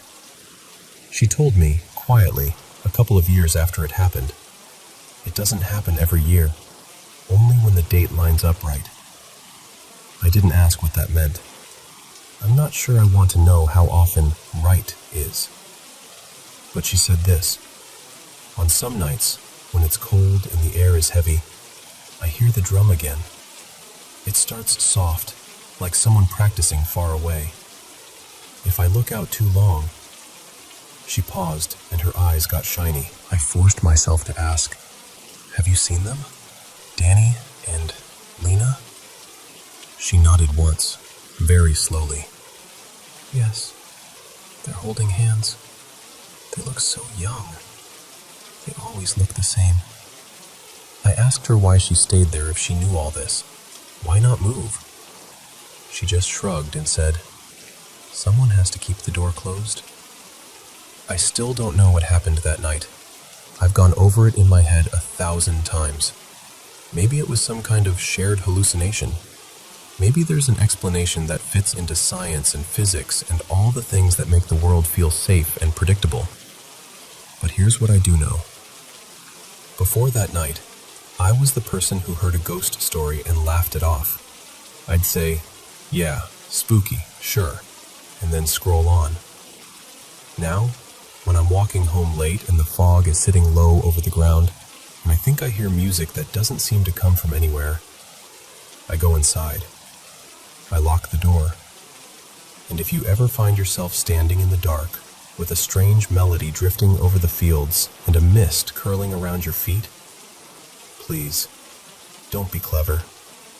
Don't be brave. Just stay inside.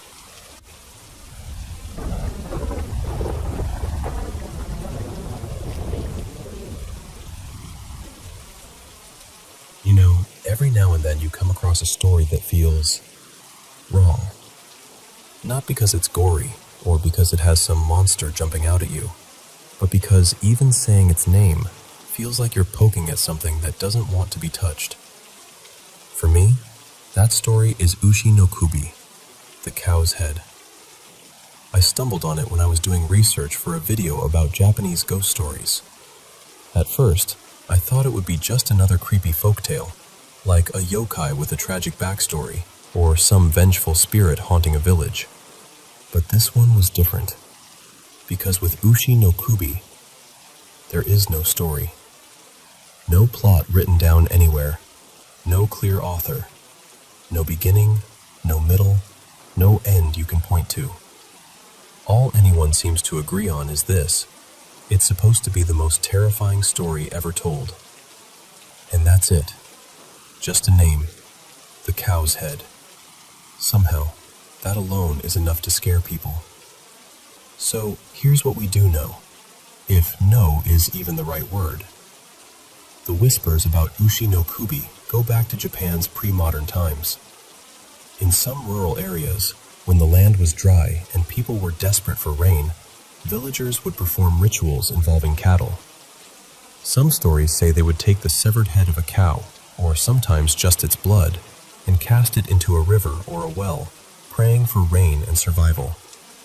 It was an offering, one life given in hopes of restoring balance.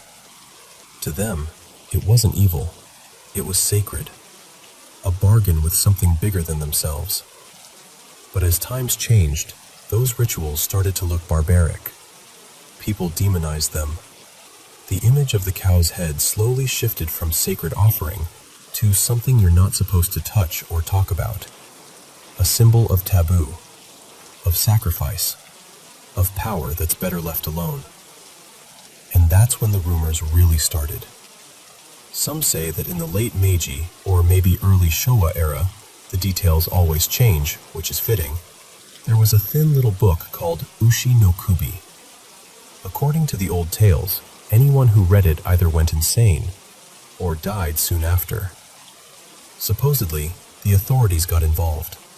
They confiscated every copy, locked them away, maybe even burned them to calm people down. But here's the thing, there's no proof. No title listed in any old catalog, no author's name, no physical copy we can point to. Nothing. Just stories about a story. And somehow, that lack of evidence makes it feel even more dangerous, doesn't it? The less people know, the more they fill in the blanks with their own fears. One version of the legend that really stuck with me is the bus story. You might have heard a variation of it before. They say there was once an elementary school teacher, I'll call him Mr. Hayashi, who took his students on a long bus trip for a school excursion. It was one of those slow, sleepy rides through the countryside. Kids chatting, some dozing off, fields rushing by outside the windows. To pass the time, Mr. Hayashi suggested they tell ghost stories. The students loved the idea. They took turns sharing the usual tales, bathroom ghosts, cursed tunnels, things like that. Everyone laughed and squealed, and it was all harmless fun. Then, when it was his turn, Mr. Hayashi smiled and said something like, "All right, I'll tell you a story that even adults are too afraid to say out loud. It's called Ushi no Kubi."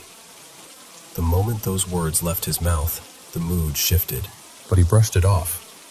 Maybe he thought it would be fine. Maybe he didn't really believe the rumors. So he started telling the story.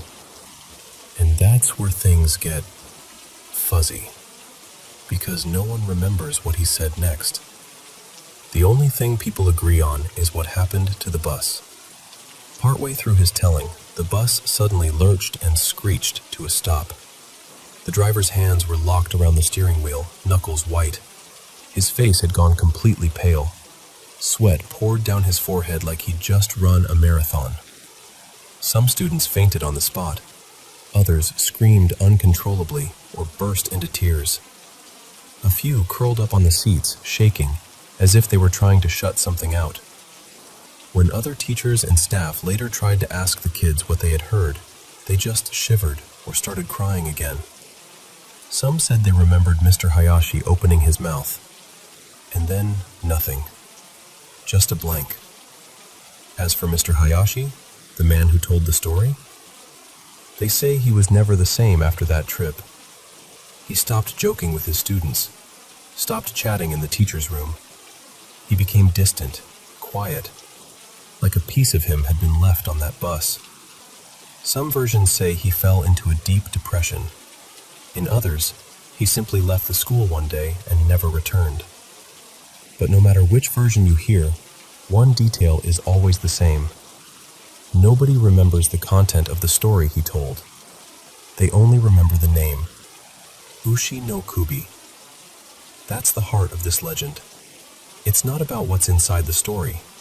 It's about the whole around it, about the terror that lives in what we don't know. And when you think about the symbol itself, the cow's head, it has layers. In Japanese culture, cows are complicated. They're symbols of strength, patience, and endurance, but they're also linked to sacrifice and death. Historically, when a cow's head was used in a ritual, it wasn't just an object. It was like a vessel, a bridge. People believed it could connect humans and the divine, that through it, they could negotiate with fate. In folklore, too, cows show up in strange places. There's Kudan, a half-human, half-cow creature that appears to warn people of impending disasters. There's Gozu Tenno, a deity associated with plagues and punishment. So when you hear the cow's head, it's not just some random creepy title. It carries echoes of offerings, curses, prophecies, and the price of trying to control forces you don't fully understand. It sounds like something that stands with one foot in the sacred and the other in the damned. Psychologically, that's what makes Ushi no Kubi so powerful. It belongs to this strange category of untellable stories, the kind you're allowed to mention, but not actually describe. You can say, I know a terrible story called The Cow's Head, but you mustn't tell what happens in it. People claim that if you hear the full story, you'll die within 3 days, or go mad, or be haunted, or whatever the version of the rumor happens to be. Yet, there are no official victims, no hospital records, no police reports, no written text. It's like a horror story that exists as a blank page. And our brains hate blank pages. We're wired to fill gaps. When we don't know the answer to something, we tend to imagine the worst possible scenario. So by giving us nothing but a name and a warning, the legend forces us to create our own version of the terror. In that sense, Ushi no Kubi is almost like a mirror. It doesn't reveal a fixed story. It reflects whatever scares you the most. Of course, myths don't stay buried for long, especially not in the internet age. In recent years, Ushi no Kubi has crept back into pop culture. Some modern horror writers have mentioned it in essays or woven it into short stories, teasing it as the story too horrible to print, but never actually sharing the contents. Publishers have put out horror collections titled things like The Cow's Head and Other Nightmares, using the name as this promise of ultimate fear, but without ever giving you the real Ushi no Kubi. There was even a film, The Cow's Head Hamlet in one version I heard, Cow's Head Village in another, that mixed the legend with rural superstitions and old curses. But again, even in the movie, they only circle around the true story. They never tell it outright. And online? Oh, it thrives there. If you search for Ushi no Kubi, you'll find endless threads, videos, theories, urban legend channels dissecting it from every angle. People share their own imagined versions, or talk about how they almost heard it, or claim they read a fragment somewhere. But no one can show you a definitive, original text. It's just fragments, reactions, fear. The myth spreads, even though there's still nothing at the center. In a way, Ushi no Kubi has become a digital ghost, a self-sustaining story that feeds on curiosity, on clicks, on late-night conversations between people like you and me. So what does all this really say about us? To me, Ushi no Kubi isn't just a Japanese ghost story. It's a quiet, unsettling reflection of how our minds work. We're afraid of the unknown, but we're also drawn to it. We tell ourselves, I shouldn't look this up, and then we type it into the search bar anyway. We say, I don't want to know, and then we lean in just a little closer. This legend doesn't need detailed monsters or vivid gore. It only needs a gap, a missing piece, and your imagination will do the rest. The horror doesn't start when someone finishes the story. It starts the moment you think, okay, but what is in it? So let me ask you something directly. If someone you trust sat in front of you right now, looked you in the eye and said, I know the complete version of Ushi no Kubi. I can tell it to you from beginning to end. Would you want to hear it? Would you really?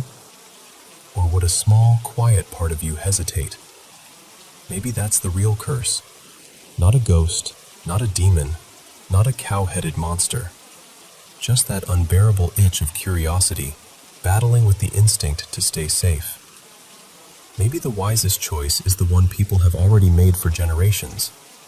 To keep the story untold. To live with the mystery. To let the fear exist, without ever giving it a shape. After all, Ushi no Kubi has survived this long as a story that doesn't technically exist. And maybe, just maybe, that's exactly how it's meant to stay.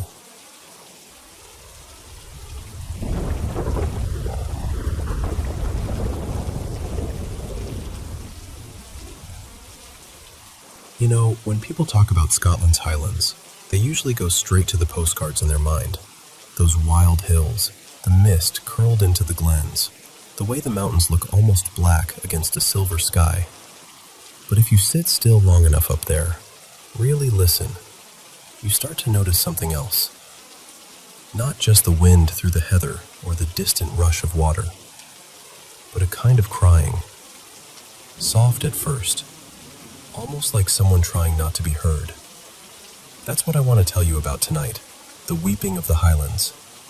Because for centuries, people have said that some of those cries don't belong to the living at all.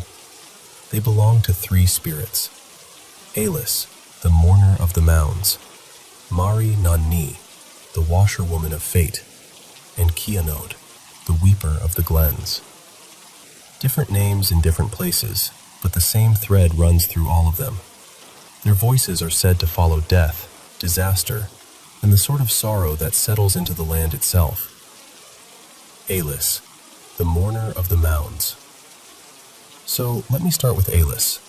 Her name, the old folks say, comes from the same roots as the old Ban Sith, the woman of the fairy hill. Long before people like you and me were wandering around taking photos of the scenery, the families out there believed Alis cried for them. Not for strangers, just for their own clan.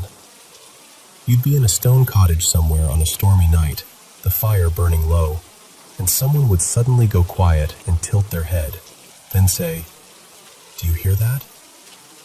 Out beyond the walls, over the sound of the wind, there would be a thin, broken wail, like a woman grieving so hard her voice could barely hold itself together. That was Alis. Her cry didn't kill anyone. That's the part people sometimes get wrong. She wasn't a murderer. She was a messenger. Her voice meant that a thread in the family line was about to be cut, that someone's time had finally run out. As the old faiths faded and Christianity spread through those valleys, people started to talk about her a little differently. Some said she wasn't just crying for a person anymore. She was crying for the world itself. For children taken too early. For villages emptied by famine. For the way the land kept absorbing one grief after another and still had to bear it. Even now, there are Highlanders who will quietly tell you that if you go far enough into the hills, you might still hear Alis keening in the distance.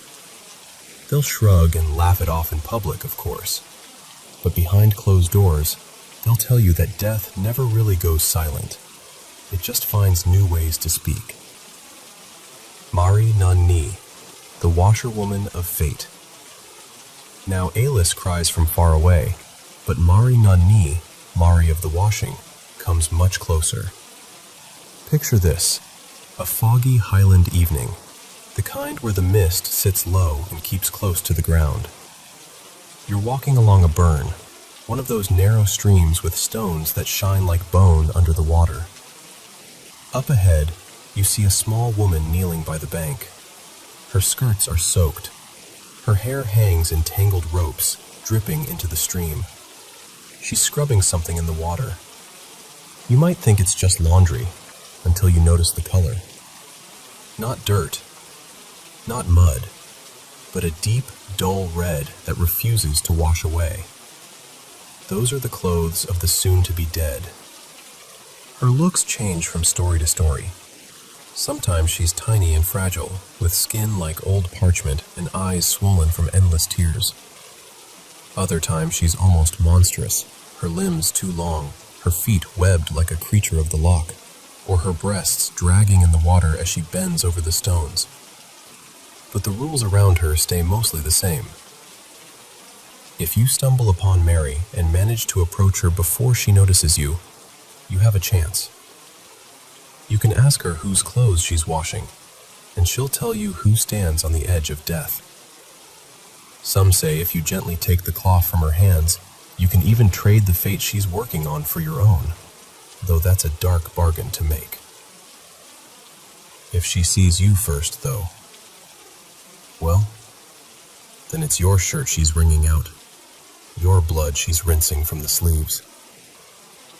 People in the Highlands used to whisper that this was why you should never walk alone by certain streams after dark.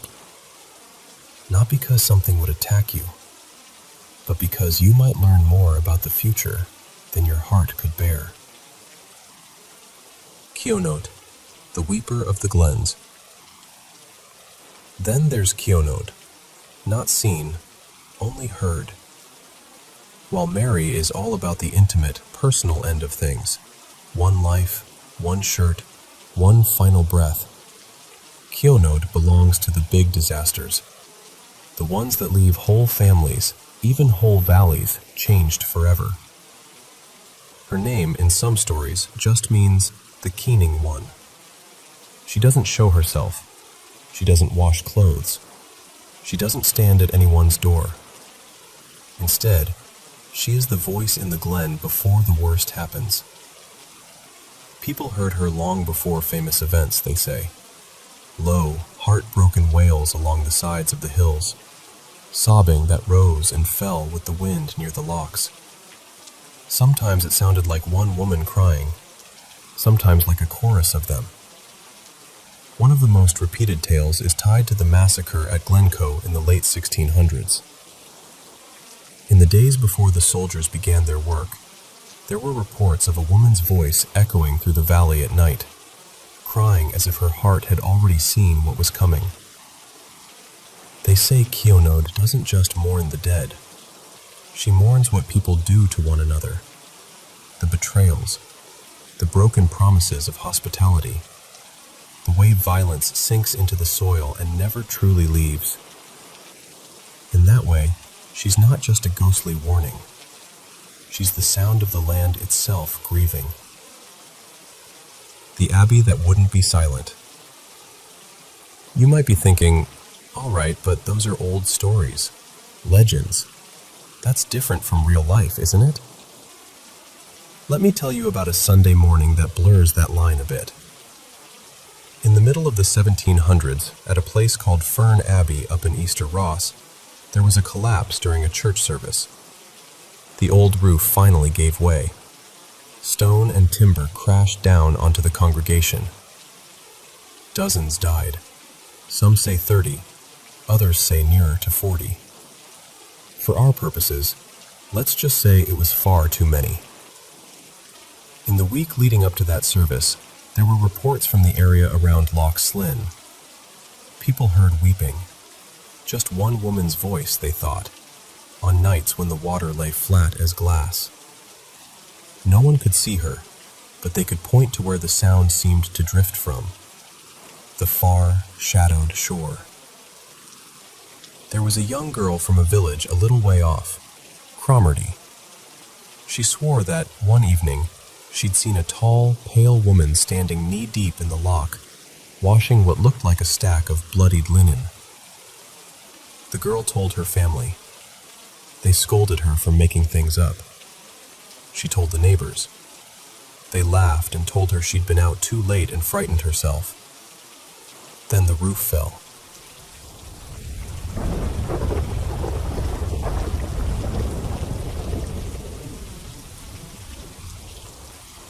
I want you to picture this with me for a second. It's late evening in the Japanese countryside.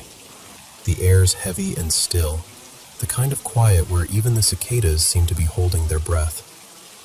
Out beyond the rice fields, the sky is fading from orange to deep blue, and the shadows are starting to stretch long and strange.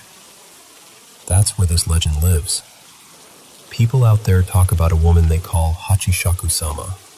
Well, the older folks in my grandparents' village actually called her Hachishaku-sama, with this hushed, careful tone, like even saying the name too loud might draw her attention. They say she's 8 feet tall. Not, wow, that person is really tall, but wrong tall. Too tall to be human. She appears in a long white dress, something like a summer gown, and sometimes a pale coat over it, and she wears this wide-brimmed hat that hides most of her face. If you see her standing next to a stone wall or a fence, her head and shoulders rise high above it, like she doesn't quite fit inside our world. But it's not her height people are really afraid of. It's the sound she makes. They say you don't see her first, you hear her. A strange, hollow, almost playful sound, like someone trying to imitate the noise of an old train or a distant bell. Po, po, po, po. Soft at first, like it's far away, then closer. And once you hear that sound, according to the legend, she's already chosen you. It doesn't matter who you are, kid, adult, grandparent. Once Hachishaku-sama sets her eyes on you, you're supposed to disappear within a few days. No explanation, no body, no trace. Just gone. People in the village say she isn't just a ghost or a demon. She's something older, something that was sealed away a long time ago with prayers and rituals. And as long as those seals hold, she can only drift along the borders of farmland and forest, watching. But seals break, statues crack, talismans rot. And that's where the story I heard really begins. It wasn't some ancient folktale at first. Back in the late 2000s, someone posted about her on an old Japanese bulletin board site, kind of like a huge anonymous message board. The post was just titled something simple, like, "About that tall woman from my grandparents' village." And at first, people thought it was just another scary story. In the post, the storyteller was a kid at the time. Let's call him Ren. Ren said he was staying at his grandparents' place in a quiet rural village one summer. You know the kind of place. Narrow roads, low stone walls, fields stretching out on all sides, and a house that smells like tatami mats and old wood. He'd spend his days catching beetles, playing with the neighbor's dog, just wandering around without a care in the world. One afternoon, he was sitting on the veranda, legs dangling, sipping barley tea and staring out at the fields. It was hot and still, and the air had that sleepy hum to it. That's when he heard it. Po, po, po, po. At first, he thought it was just someone messing around. Maybe kids playing with a toy or some strange bird call. It sounded dull and echoing, like it was bouncing off something far away. Curiosity got the better of him, so he leaned forward and peered over the low stone wall at the edge of the property. And there she was.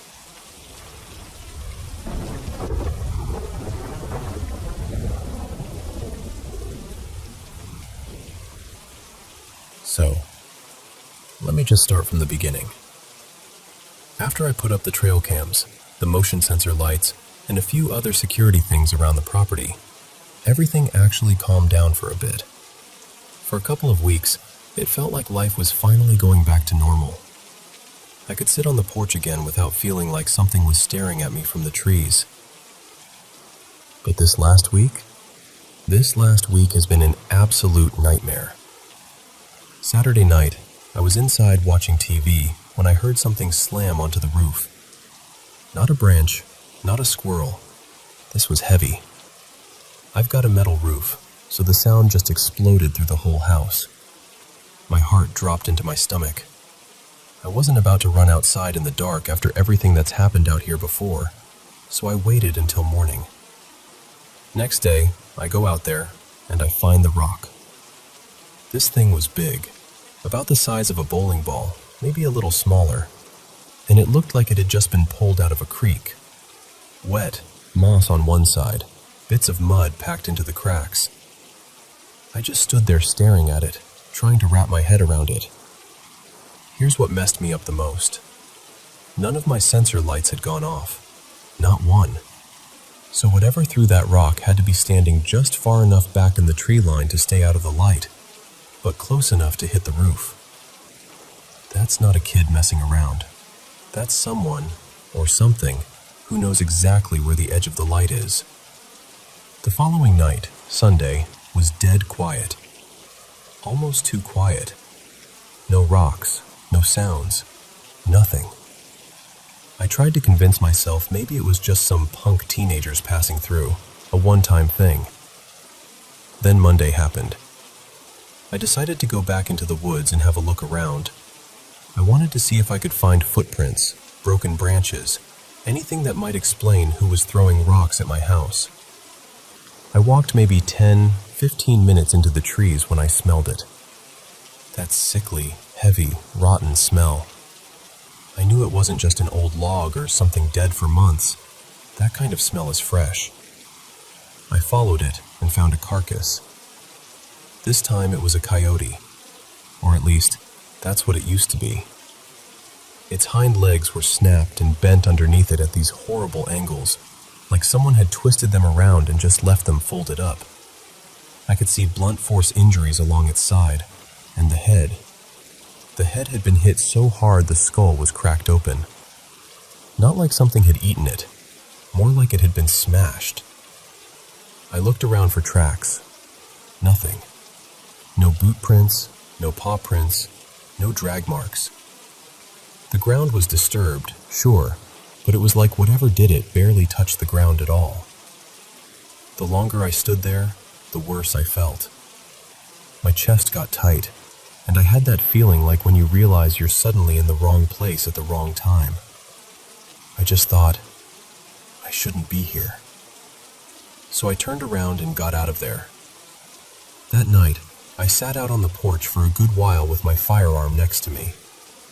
I didn't want to use it. I just felt better having it close. At one point, the sensor light down near the tree line flared on. I snapped my head up, grabbed my flashlight, and shined it toward the woods. Nothing. No movement, no rustling, no eye shine. Just that harsh white light pushing into the trees and stopping, like it hit a wall of darkness. The light went off. I stayed out there a bit longer, listening so hard my ears hurt. Nothing else happened that night. Tuesday came and went without anything strange.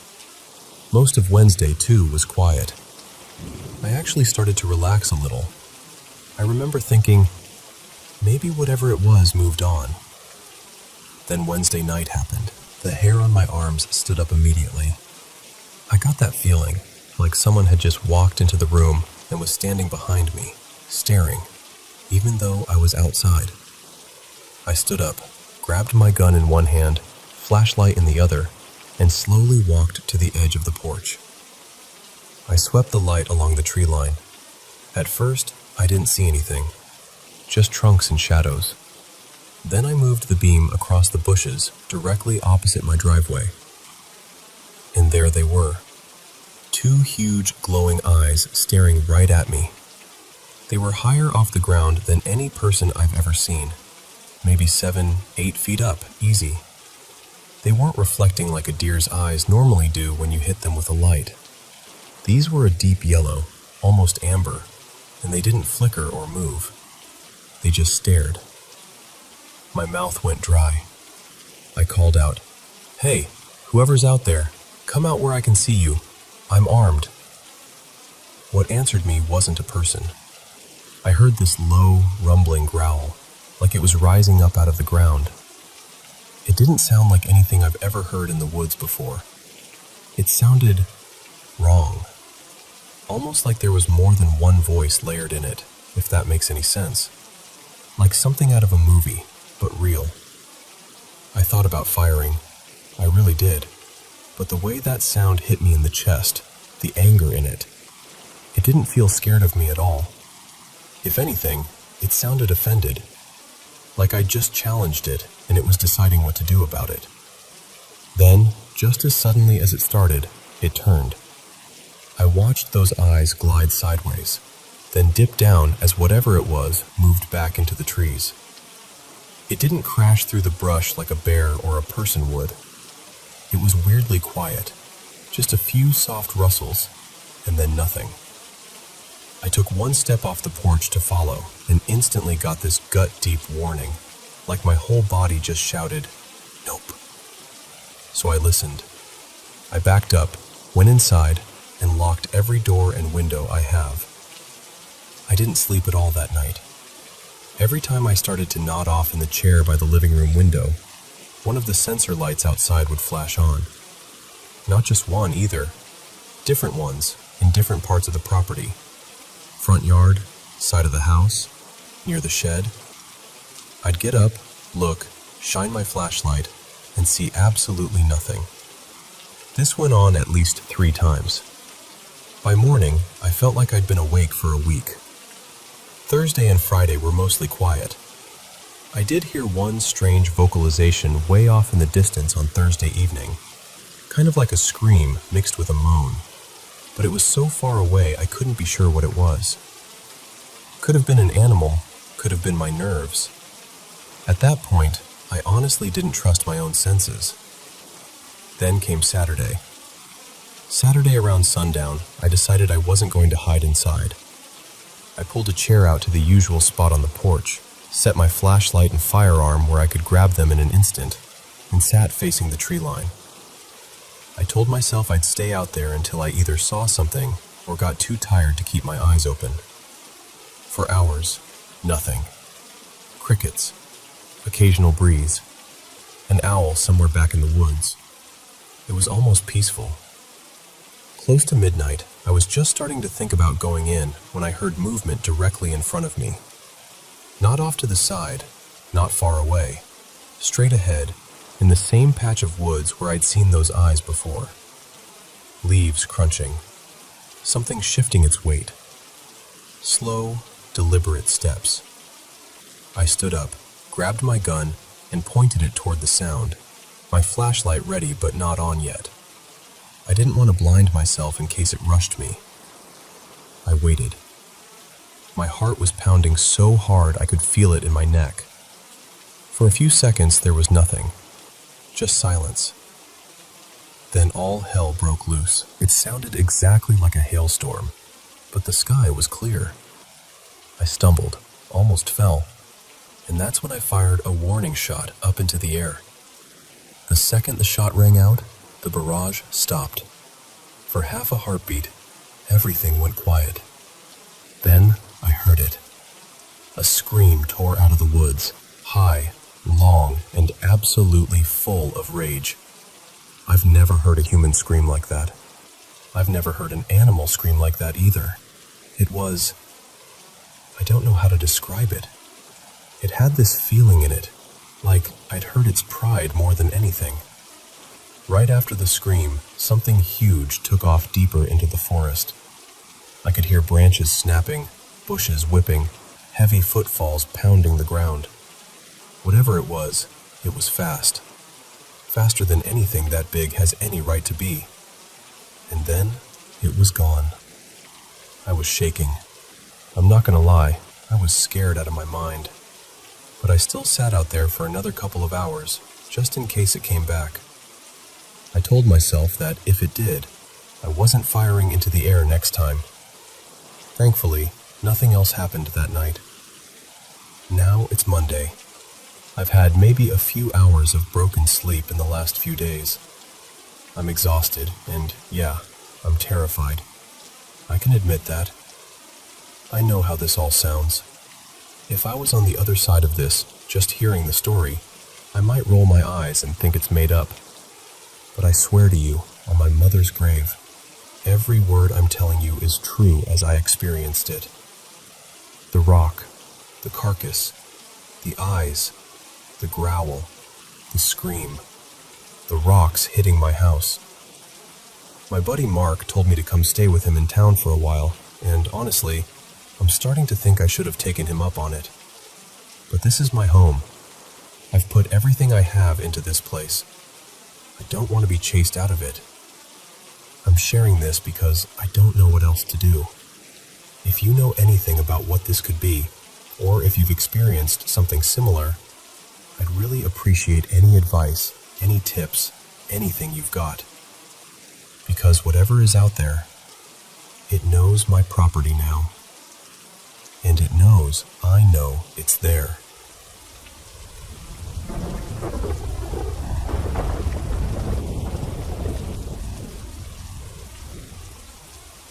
So, let me tell you what's been going on in my house, because at this point, I honestly don't know if I'm being paranoid, or if something really is going on. I moved into this remodeled triplex last June 2024. It looked super clean and fresh. New floors, new paint, the whole Pinterest thing. So I wasn't expecting anything weird.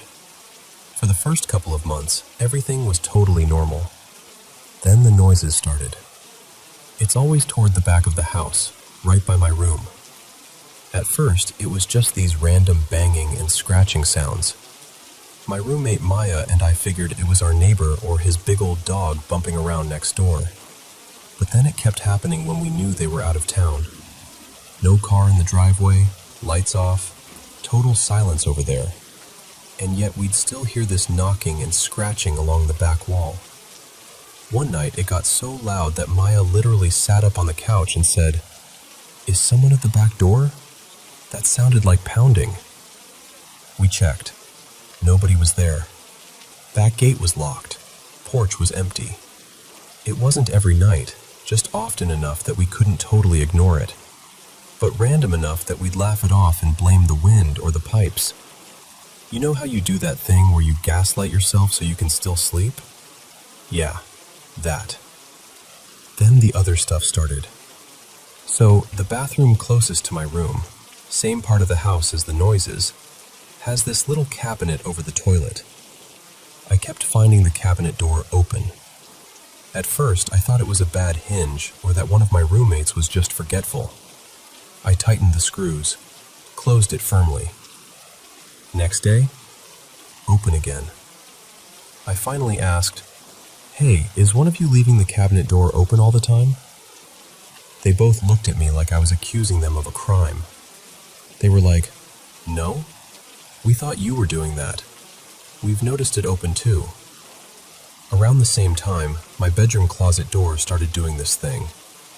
I'm super particular about that door because my cat, Nori, used to pee in closets when she was stressed in my old place. So I always make sure it's shut. It has one of those old knobs where you actually have to turn it all the way to get it open. It doesn't just drift or pop open on its own. But I'd come home from work or from hanging out with friends, walk into my room, and the closet door would be cracked open. Not wide, just open enough to notice. The first time I thought, Okay, I must have rushed out and forgotten. Then it happened again, and again. And after like the fourth time, I was like, no, I know I closed you. We kept telling ourselves, it's just an old house. Houses settle. Doors shift. You know, everything kind of escalated 2 weeks ago. We decided to have a small get-together. Nothing huge, just a handful of friends on the back patio. Music low, snacks, drinks, typical weekend stuff. My friend Lila brought her new boyfriend, Daniel. It was his very first time at our place. He had absolutely no idea about any of the weird stuff. No ghost stories, no hints, nothing. At one point, Daniel went inside to use the bathroom. Again, that same bathroom near my room with the weird cabinet. We were all still outside, talking and laughing. Later that night, after most people had left, Lila told me what Daniel had said on the drive home. Apparently, when he came out of the bathroom, he heard loud banging down the hallway, toward the back, right by my room. He thought we were playing a prank on him, like trying to spook the new guy. Then he told her something that honestly gave me full-body chills. Here's the thing. My bedroom door had been shut the entire time, and every single person was outside on the patio. No one was in the hallway. No one was in my room.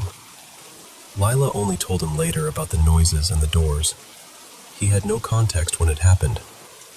That's when it started feeling less like quirks of an old house, and more like something else. We found out from our landlord that my room used to be a kid's bedroom before the remodel.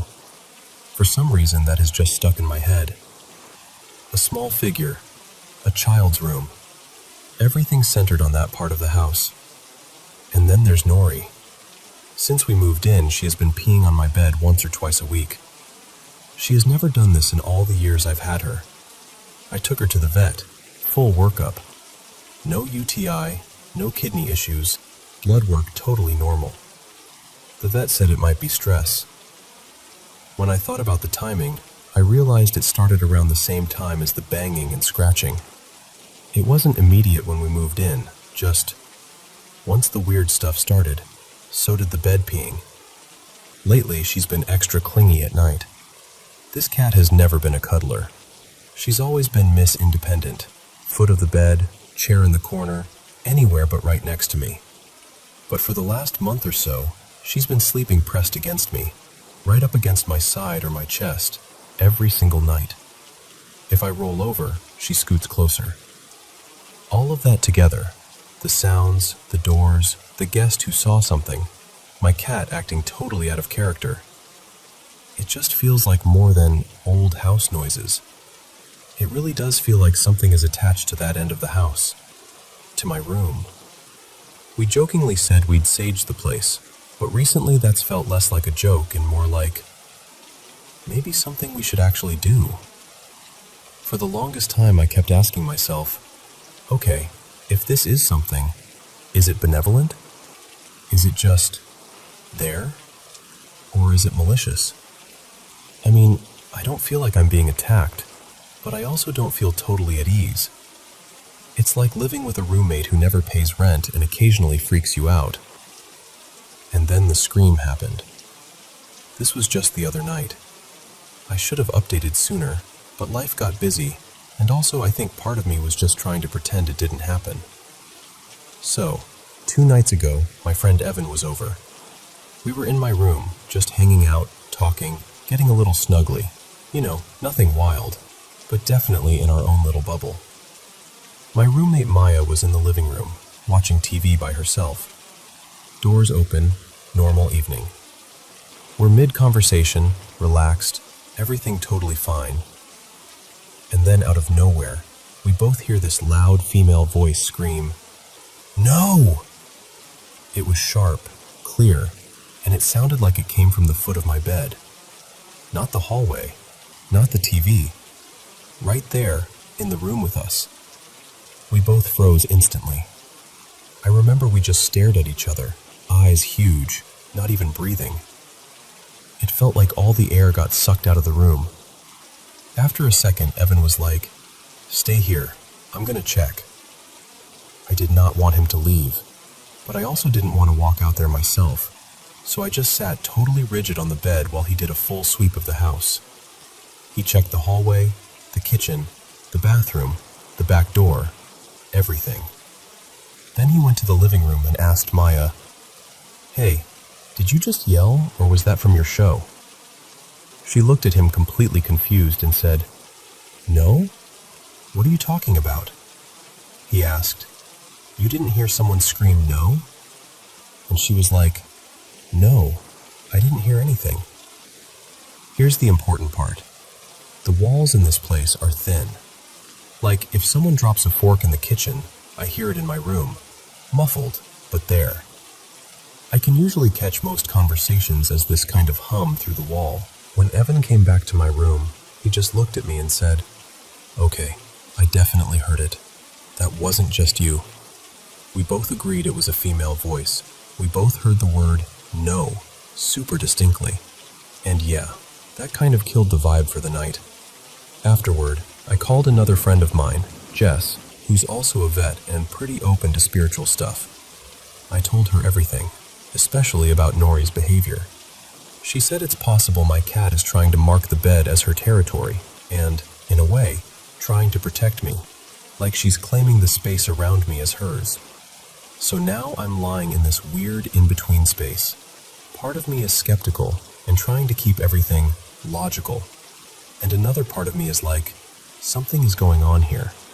The noises, the cabinet and closet doors, the shadow Daniel saw, the way it all revolves around my room, Nori peeing and then suddenly turning into my tiny bodyguard, and now this loud, disembodied scream telling us no, right when things were getting intimate. I don't know if whatever's here is trying to protect me, warn me, or just freak me out for fun, but it definitely feels like things have escalated. We're still talking about cleansing the place, maybe saging, maybe getting someone who actually knows what they're doing to come by. I'm trying to stay respectful of whatever it is, while also reclaiming my space, because it's my home too. So that's where I'm at, sleeping with a clingy cat, listening for bangs in the night, and trying to figure out if the roommate I never invited is actually on my side or not.